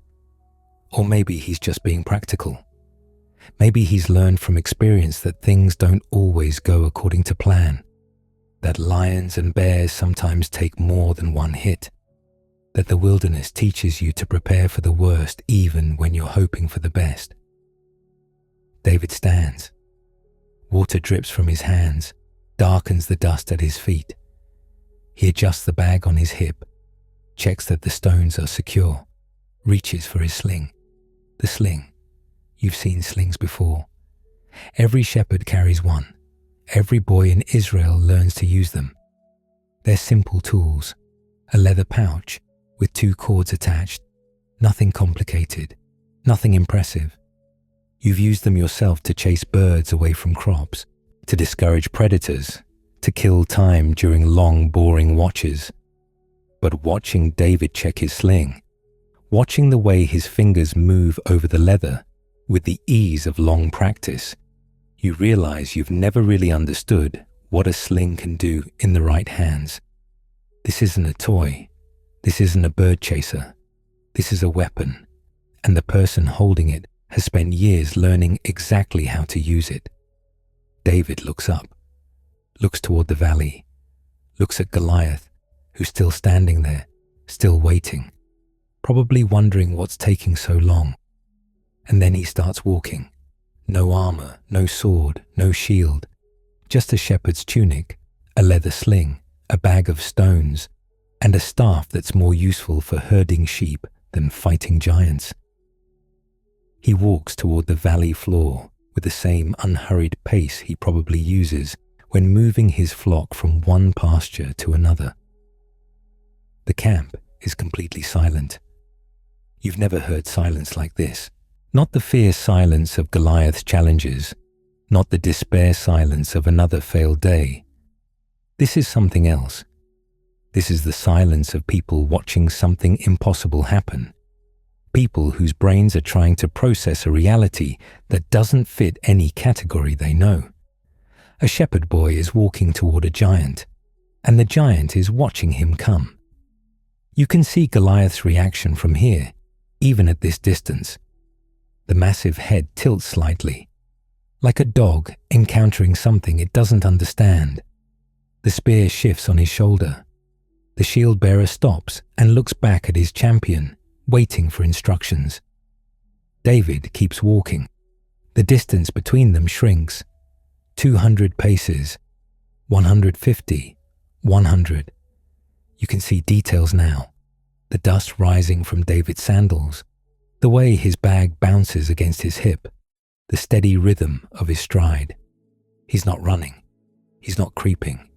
He's just walking, like this is something he does every day. Goliath moves. The giant steps forward, and even from here you can feel the ground shake slightly, can hear the clink and rattle of his armor. His shield bearer scrambles to keep up, positioning himself between Goliath and the approaching boy. And then Goliath speaks. "Am I a dog that you come at me with sticks?" His voice booms across the valley, and this time there's something new in it. Not just contempt, confusion. Genuine, bewildered confusion. The voice of a professional warrior who's just been insulted in a way he doesn't fully understand. "Come here," Goliath roars, "and I'll give your flesh to the birds and the wild animals." The words echo off the valley walls. You've heard threats before. You've spent 40 days listening to this giant threaten everyone from Saul to the lowliest foot soldier. But this one feels different. This one feels personal. Goliath isn't just going through the motions anymore. He's angry. David stops. He's maybe 50 paces from the giant now, close enough to see the individual scales of Goliath's armor, close enough to smell whatever the giant smells like, probably bronze and leather and the particular musk of a man who's been standing in the sun for hours, close enough to die. And then David speaks. His voice isn't as loud as Goliath's. Nothing human is as loud as Goliath. But it carries. Somehow, impossibly, it carries across the valley and up the slopes to where you're standing with your heart in your throat and your fingernails digging into your palms. You come against me with sword and spear and javelin. The words are clear, steady, the voice of someone stating facts, not making threats. But I come against you in the name of the Lord Almighty, the God of the armies of Israel, whom you have defied. Goliath laughs. The sound is enormous, cruel, the laugh of someone who's heard a good joke and wants everyone to know it. But David isn't finished. This day, the Lord will deliver you into my hands, and I'll strike you down and cut off your head. The laugh dies. This very day, I will give the carcasses of the Philistine army to the birds and the wild animals, and the whole world will know that there is a God in Israel. Goliath's expression changes. You can see it even from here, the amusement curdling into something darker, the casual contempt hardening into genuine rage. Nobody talks to him like this. Nobody. All those gathered here will know that it is not by sword or spear that the Lord saves. David's voice rises, not with anger, but with certainty, with a conviction so absolute, it seems to bend the air around it. For the battle is the Lord's, and he will give all of you into our hands. Silence. And then everything happens at once. Goliath charges. The giant actually charges, abandoning his careful positioning, abandoning his shield bearer, abandoning 40 days of psychological warfare in favor of pure, rage-fueled violence. The ground shakes, the armor clanks. 9 feet of bronze-clad fury bears down on a shepherd boy like an avalanche bearing down on a village. David runs too, but not away, toward. He runs toward the giant, his hand already moving to his bag, already pulling out a stone, already fitting it into the leather pouch of his sling. His movements are fluid, practiced, the muscle memory of 1,000 hours spent protecting sheep from predators. The sling begins to spin. You've seen slingers before. You know how it works. The circular motion building momentum, the stone accelerating with each rotation until it's moving faster than the eye can track. But you've never seen anyone load and spin a sling while running full speed toward a charging giant. David's arm is a blur. The sling whips around his head once, twice, 3 times. The stone is invisible now, just a whistle in the air, a sound like tearing fabric. Goliath is 15 paces away. 10, 5. David releases. The stone leaves, the sling at something approaching the speed of a modern bullet. Your brain doesn't process it as a thrown object. There's no arc, no visible trajectory, just a sound like a whip crack, and then the sound. You'll remember that sound for the rest of your life. The wet, heavy thud of something small and hard hitting something large and soft. The crack that follows, the sound of bone giving way, of a skull that's withstood years of battle finally meeting something it can't handle. Goliath's head snaps back. His body keeps moving forward for a moment, momentum carrying it another step, 2 steps. His arms drop. His spear falls, clatters against the stones of the valley floor. His knees buckle, and then he falls. The impact shakes the ground. You feel it through your sandals, feel it in your teeth, feel it in your bones. 9 feet of muscle and bronze and arrogance, crashing face first into the dirt of the valley of Elah. He doesn't get up, The silence that follows is absolute, perfect, the kind of silence that happens when reality breaks and everyone needs a moment to figure out what just happened. David walks forward. He walks to where Goliath lies, to where the giant's body is sprawled across the valley floor like a fallen tree. The stone is still embedded in Goliath's forehead, buried so deep you can barely see it. Blood pools in the dust, dark and spreading. David has no sword. He left it in the tent, remember? He gave back all of Saul's weapons, walked out here with nothing but a sling and stones and a shepherd's staff. He has nothing to finish this with, but Goliath has a sword. You watch David reach down. Watch him grip the handle of the giant's own weapon, a blade so large he has to use both hands just to lift it. Watch him raise it above his head, muscles straining, the sword catching the morning light. And then he brings it down. The sound is worse than the stone. The sound is something you'll hear in your nightmares for years. The sound of metal meeting flesh, meeting bone. The sound of a giant's head being severed from a giant's body by a shepherd boy who walked into this valley 3 hours ago carrying cheese. David straightens up. He's holding the head now, holding it by its hair, which is matted with blood and dust and things you'd rather not think about. The face is frozen in an expression of surprise, genuine surprise, like Goliath still can't quite believe what happened, like death caught him mid-thought and preserved his confusion forever. For a long moment, nobody moves, and then the Philistine army breaks. It starts at the edges. Soldiers who were watching from the far hillside, soldiers who were supposed to charge forward if Goliath won, but who are now realizing that Goliath very much did not win. They turn, they run, they throw down weapons and shields and anything else that might slow them down, and they run. The panic spreads like fire. Within seconds, the entire Philistine line is dissolving. Thousands of warriors who spent 6 weeks feeling invincible suddenly discovering what it's like to be afraid. They flee toward Gath, toward Ekron, toward anywhere that isn't this valley where a shepherd boy just killed their champion with a rock, and the Israelite army charges. You're moving before you realize it, swept up in the tide of bodies surging down the hillside. The giant falls, the valley erupts, and David's real troubles begin. You're still running when the adrenaline starts to wear off, still chasing Philistines through rocky terrain, when your legs begin to shake and your lungs start burning and some distant part of your brain whispers that maybe, just maybe, you should have stayed in better shape during those 6 weeks of sitting around doing nothing. But you can't stop. Nobody can stop. The entire Israelite army is surging forward like a dam that's finally burst.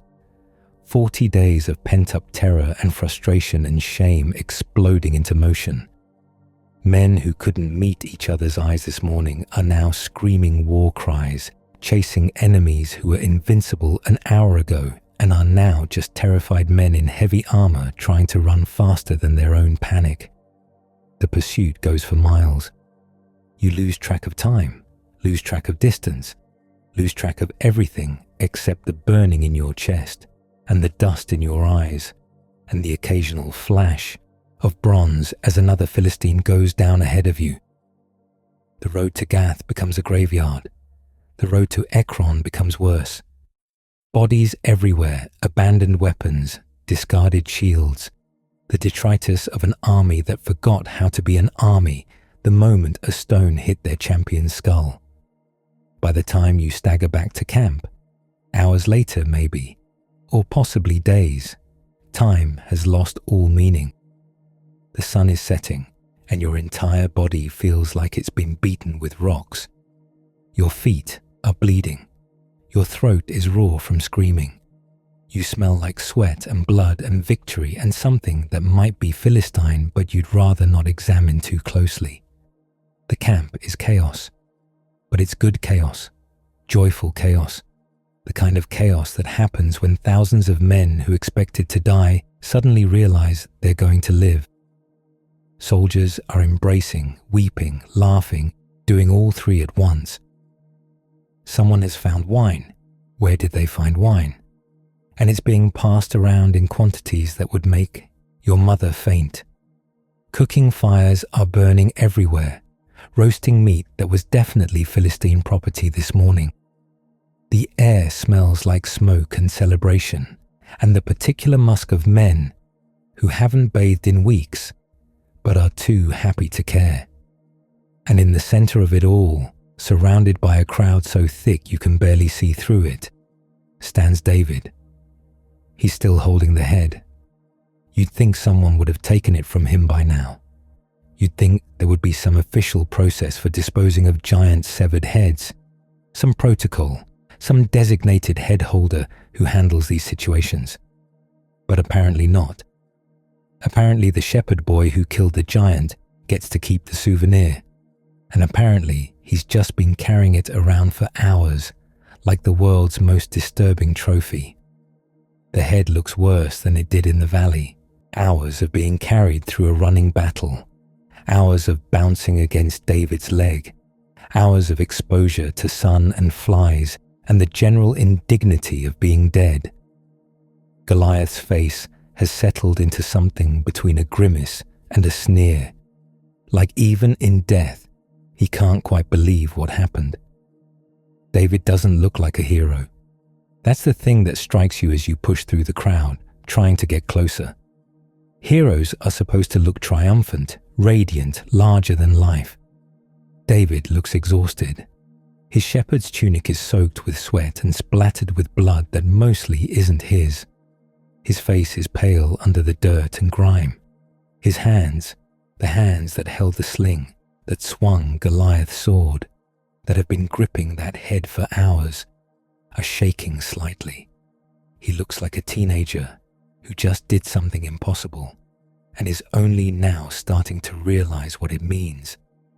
King Saul is there too. You spot him at the edge of the crowd, surrounded by his personal guard, watching David with an expression you can't quite read. It's not joy exactly. It's not pride. It's something more complicated, something that sits in the space between admiration and fear. Saul is a big man, the tallest man in Israel, people used to say, head and shoulders above everyone else. But watching him watch David, you notice something you've never noticed before. Saul looks smaller somehow, diminished, like the shepherd boy's victory has stolen something from the king that can't be measured in inches or pounds. Whose son is this youth? Saul's voice cuts through the celebration, and the crowd goes quiet. Not silent.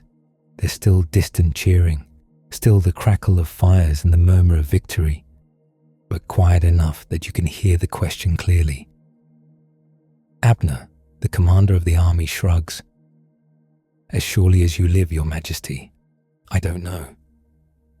This is insane. The boy just saved the entire nation, and nobody knows who his father is. You were standing right there when David told Saul about his sheep and his lions and his God. Did nobody think to ask for a family name? Find out whose son this young man is. Abner nods, pushes through the crowd, approaches David. You watch the conversation happen. Abner's mouth moving, David's response, the commander's face shifting through several expressions before settling on something like respect. And then David is being led toward the king. He's still holding the head. Someone should really take that head. Whose son are you, young man? Saul's voice is different now, careful, measured. The voice of a king assessing a potential threat disguised as a question about genealogy. David bows, awkwardly, because the head makes bowing complicated, and answers, I am the son of your servant Jesse of Bethlehem. Jesse. The name registers somewhere in your memory.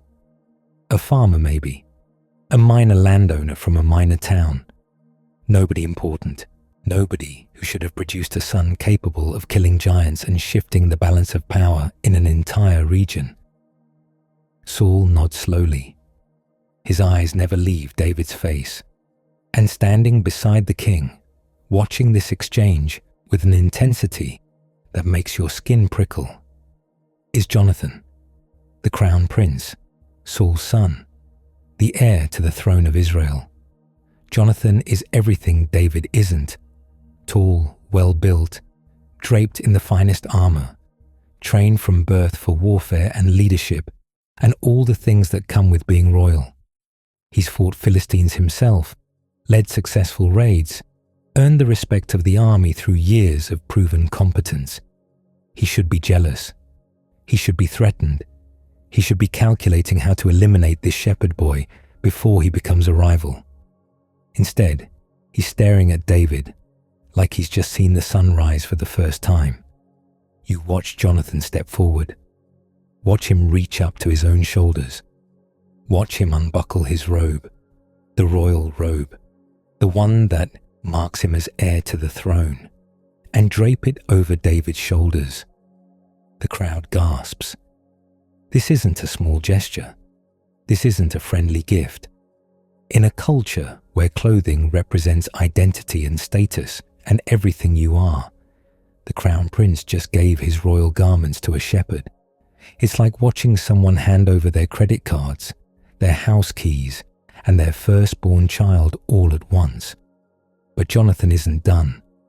The tunic comes next, then the sword, then the bow, then the belt. Piece by piece, Jonathan strips away everything that marks him as royalty and piles it onto David until the shepherd boy is standing there looking like a prince, and the prince is standing there looking like, well, like someone who just gave away everything that made him a prince. David looks stunned. The head dangles from his hand, completely forgotten.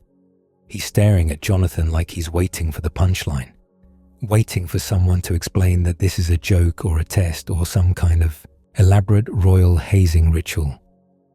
Jonathan just smiles. "My soul is bound to yours," he says, quiet enough that only the people closest can hear. "From this day forward." And just like that, in the space between one breath and the next, the crown prince of Israel has pledged his loyalty to a shepherd boy who still smells like sheep. Saul's face is doing something complicated. You can see the emotions flickering across it. Pride, maybe, that his son is capable of such generosity. Confusion, certainly, at what just happened. And underneath it all, something darker, something that looks almost like fear. The celebration continues, but there's a new tension in it now. A new awareness that something has shifted, that the power dynamics of this kingdom have been rearranged by a single stone and a single act of princely generosity. The women arrive the next day. You hear them before you see them, singing, dancing, the sound of tambourines and lyres and voices raised in celebration. The army is marching back towards civilization, and every town along the route has emptied out to greet them. Women line the roads, children perch on walls. Old men who haven't left their houses in years hobble out to see the heroes who killed the giant and routed the Philistines, and they're singing. "Saul has slain his thousands," the women chant, their voices rising and falling in perfect unison. "And David his tens of thousands." The words hit Saul like a physical blow. You're close enough to see it happen. The way his shoulders stiffen, the way his jaw tightens, the way his eyes go flat and cold and dangerous. The women don't notice. They keep singing, keep dancing, keep celebrating the shepherd boy who killed the giant, while the king who's been fighting Philistines for decades gets mentioned as an afterthought. Saul has slain his thousands, and David his tens of thousands. The math isn't even right. David killed one Philistine. One. Yes, it was a very large and very important Philistine, but still, one. Saul has been fighting these people for years, has led countless battles, has actually killed thousands if you add it all up. But nobody's interested in accurate accounting. Nobody cares about context or nuance or the basic unfairness of comparing a career's worth of warfare to a single dramatic moment. They just keep singing. Saul has slain his thousands, and David his tens of thousands. That night, in the royal tent, something breaks inside the king. You don't see it happen. Nobody does. But the next morning, Saul's eyes are different, darker. The way he looks at David has changed. No longer assessing, no longer careful, but something closer to hatred. The kind of hatred that burns slow and steady and never quite goes out. What more can he have but the kingdom? Saul mutters it to himself, or maybe to one of his servants, or maybe to no one at all. But the words spread through the camp like poison, whispered from tent to tent, soldier to soldier, until everyone knows that the king has started to see the shepherd boy as a threat. David doesn't seem to notice. He's too busy being famous. Saul has given him a position in the army, a high rank, command of soldiers, the kind of advancement that would normally take years of service and political maneuvering. On the surface, it looks like a reward, like the king is honoring the hero who saved the nation. But you're starting to understand that nothing in this court is what it looks like. The position puts David in danger. Every battle, every skirmish, every minor engagement with the Philistines, David is there, leading from the front, fighting enemies who would love nothing more than to kill the man who killed their champion. Saul isn't rewarding him. Saul is trying to get him killed in a way that looks like an accident. It doesn't work. David wins. Every time, every battle, every engagement, every situation that should have gotten him killed. He comes back victorious, covered in dust and enemy blood, his reputation growing with each success. The soldiers love him. The people love him. Jonathan loves him. Saul's hatred deepens. You watch it happen over weeks, over months. The dark moods that descend on the king like storm clouds. The fits of rage that send servants fleeing. The moments when Saul sits alone in his tent, staring at nothing, muttering about threats and conspiracies, and the shepherd boy who's stealing his kingdom one victory at a time. And then comes the spear. David is playing his lyre, the same lyre he used to soothe Saul's troubled mind, back when he was just a musician, back before the giant, back when the king actually liked having him around.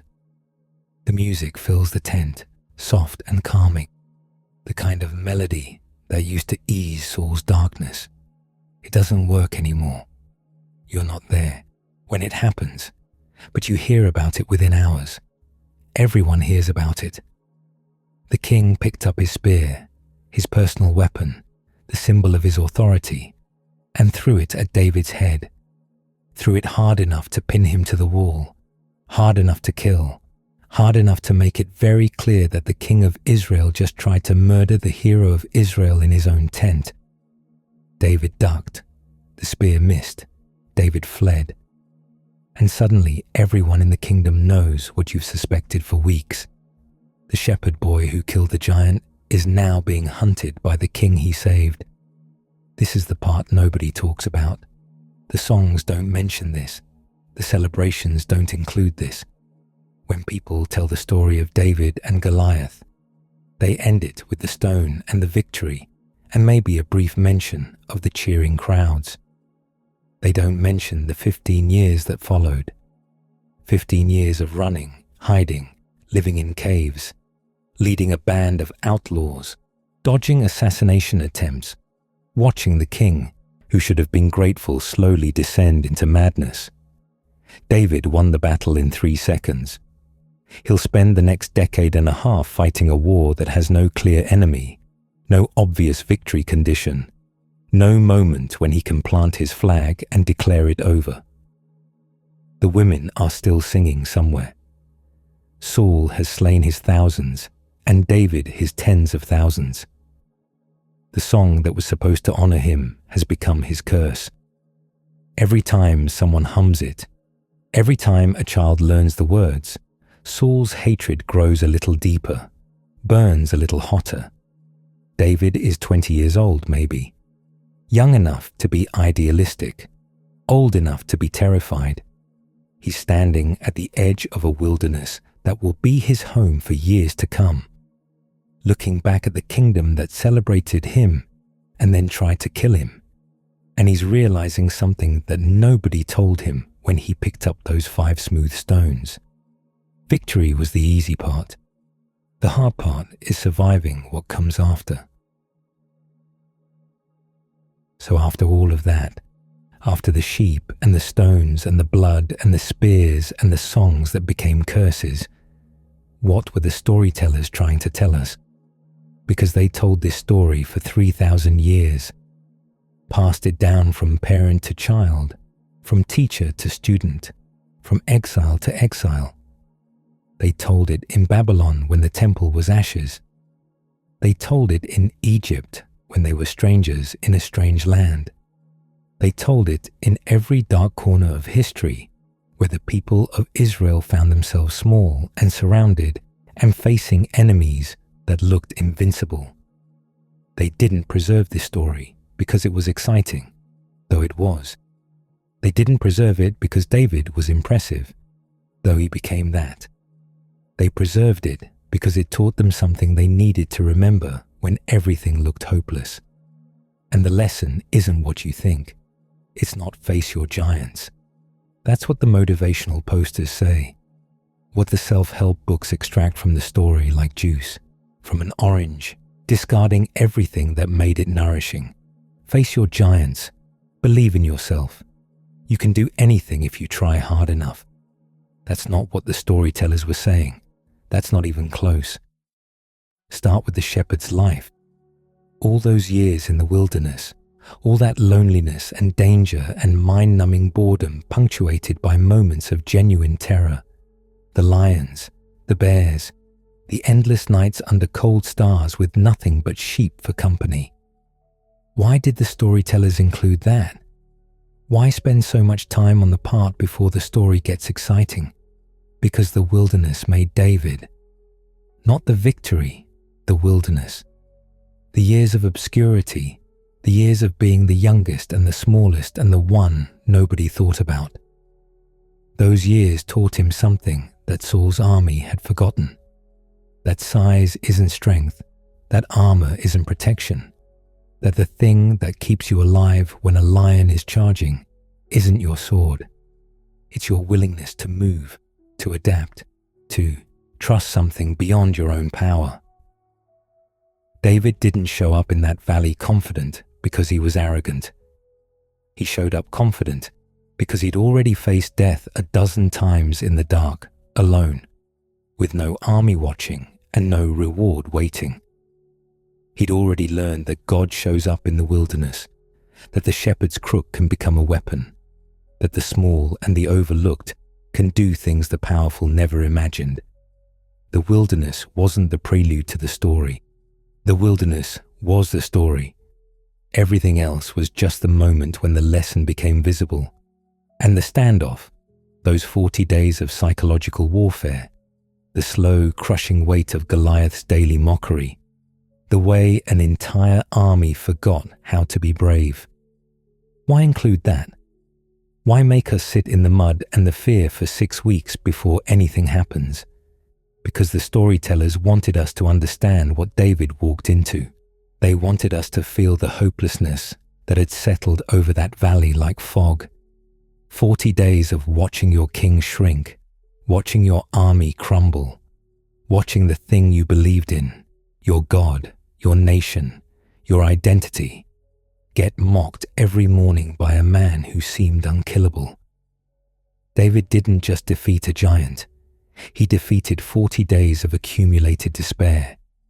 He walked into a situation where everyone had already decided the ending, where the story had already been written, where the only question left was how badly Israel would lose.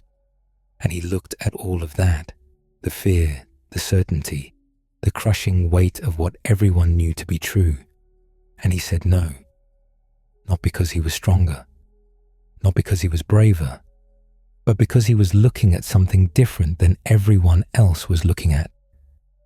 That's what his words to Goliath were about. You come against me with sword and spear and javelin, but I come against you in the name of the Lord Almighty. This wasn't trash talk. This wasn't false bravado. This was David explaining, out loud, why the obvious facts didn't matter, why the size difference didn't matter, why the armor and the weapons and the 40 days of psychological dominance didn't matter. He was looking at something bigger than the obvious. And the aftermath, the jealousy, the spears, the 15 years of running and hiding and nearly dying. Why include that? Why not end the story with victory and cheering and happily ever after? Because the storytellers were honest. They knew that doing the right thing doesn't guarantee the easy life. They knew that victory can create enemies, that success can breed resentment, that the person who saves the kingdom might spend the next decade being hunted by the kingdom. They included the aftermath because they wanted us to understand that David's faith wasn't a transaction. He didn't trust God because it would make things easier. He trusted God because it was true, and he kept trusting even when trusting made everything harder. The story doesn't end with the stone hitting the giant's skull. It ends with a young man standing at the edge of a wilderness, realizing that the battle he just won was only the beginning, that the real test isn't the 3-second victory, but the 15-year aftermath. And here's what the storytellers wanted you to take with you into the dark, that the overlooked can become the anointed, that the smallest can fell the largest, that the years of obscurity aren't wasted years. They're preparation for the moment when preparation matters, that the obvious facts aren't always the true facts, that a shepherd's sling can be deadlier than a warrior's sword if the shepherd knows something the warrior doesn't. David didn't defeat Goliath because he was special. He defeated Goliath because he'd spent years learning, in the wilderness, in the dark, with nobody watching, that God is bigger than giants, bigger than armies, bigger than 40 days of mockery and 15 years of running. The stone was just how the lesson became visible.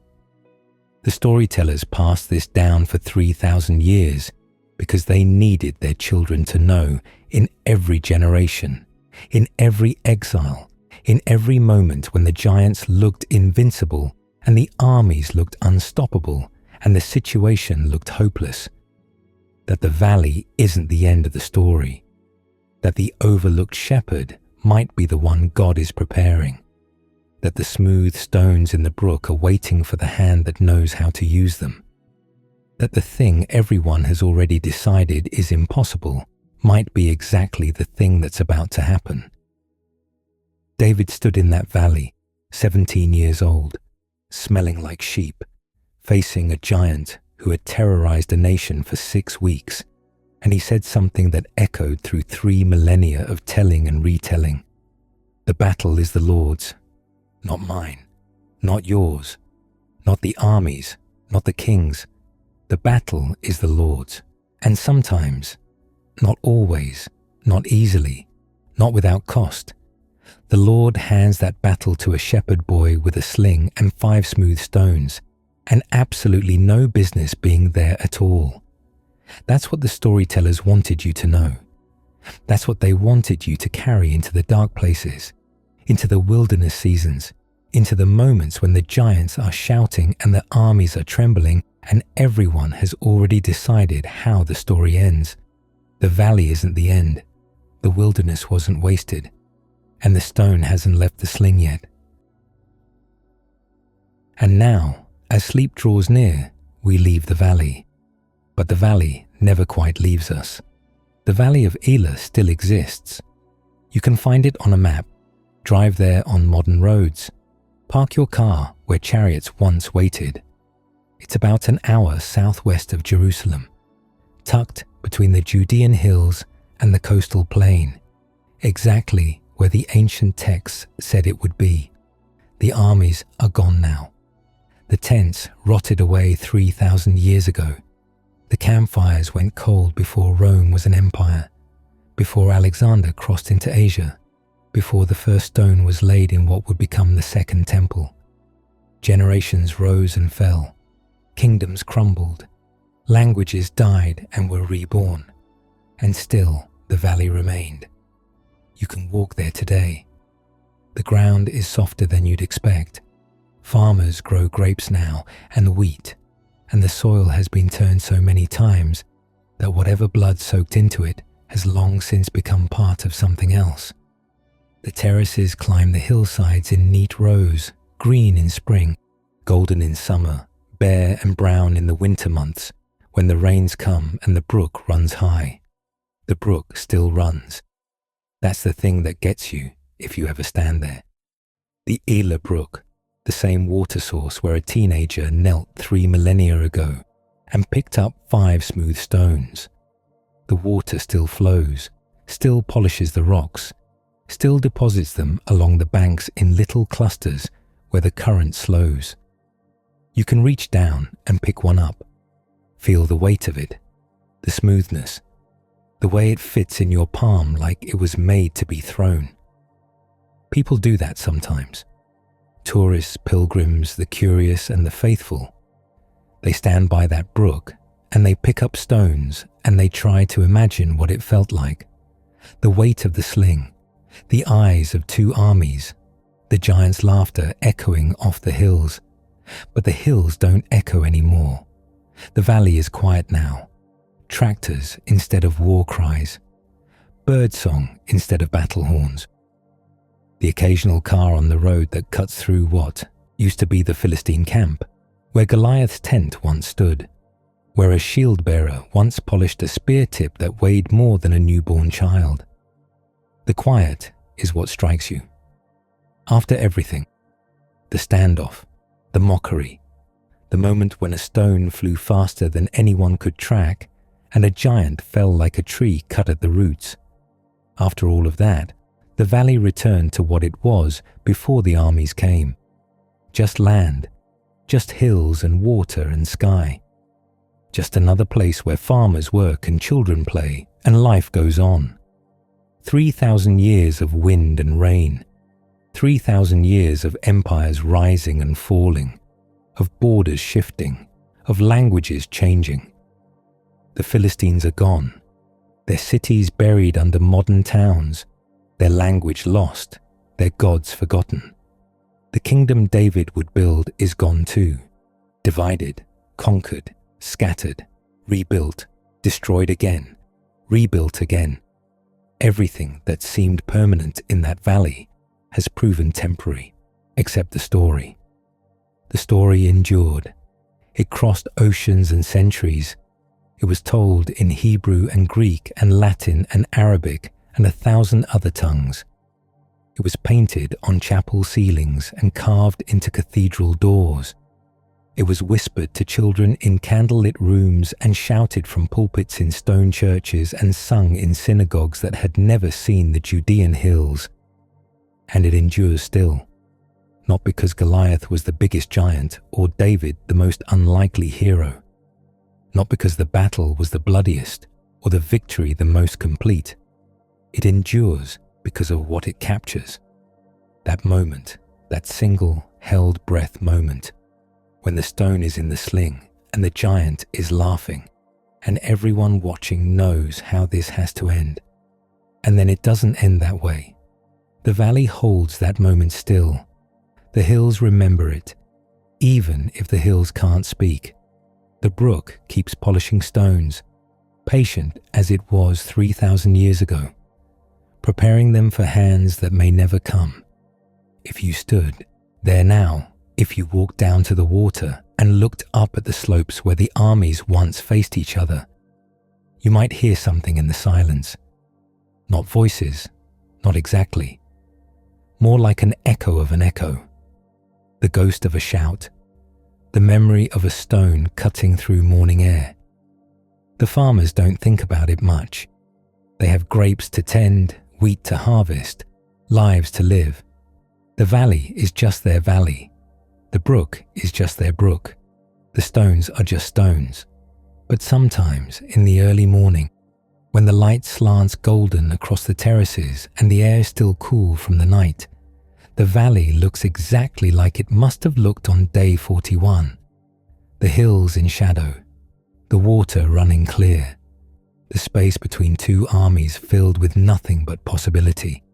And somewhere in the silence, a shepherd boy is still walking forward, still trusting, still releasing the stone. The valley keeps that moment forever, holds it the way a brook holds water, always moving, always present, always flowing towards something beyond itself. The story continues. The valley endures, and the stones wait, smooth and patient, for the next hand brave enough to pick them up. The world looked like it was ending, and the bad guys were winning. Hold on. It'll be fine. Wouldn't have cut it. John didn't need a pep talk. He needed a revelation. He needed to see that the chaos wasn't the final word. He needed to see that the monsters, the dragons, the beasts, the empires were on a leash. And most of all, he needed to see the lamb standing at the center of the throne. Not a warrior lion, but a lamb that had been slain and yet was alive. That's the payoff. That's the lesson of the final vision. The storytellers wanted you to know that victory doesn't always look like victory. Sometimes it looks like a cross. Sometimes it looks like a slain lamb. But it is victory nonetheless. The vision ends with a city that doesn't need a sun, because the light is internal and eternal. It ends with tears being wiped away. John was sitting in a cave, watching an empire destroy everything he loved, and the vision told him, this isn't how it ends. And mostly I think these stories were preserved to take away the fear of the dark. We started tonight talking about how terrifying ancient sleep was. The absolute darkness, the vulnerability, the sense of being defenseless against whatever was out there. And yet, in story after story, the darkness is where the rescue begins. The darkness of Egypt was where the escape was planned. The darkness of the lion's den was where the angel showed up. The darkness of the tomb was where the resurrection happened. Hold on to that. That reality is not limited to what you can see with your eyes open. There is a movement behind the scenes. There are ladders in the wilderness. There are angels in the prison cells. There is a different way home when the main road is blocked. You don't have to understand all the symbols.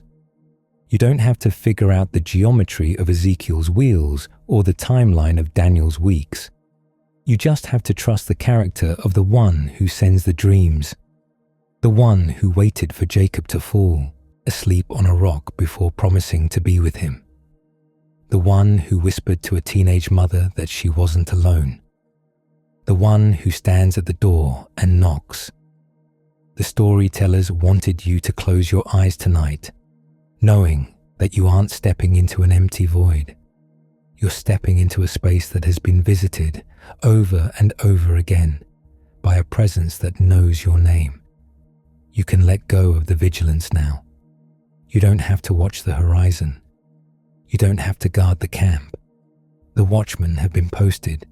The seal has been set. The dream is already in motion, and you are safe inside it.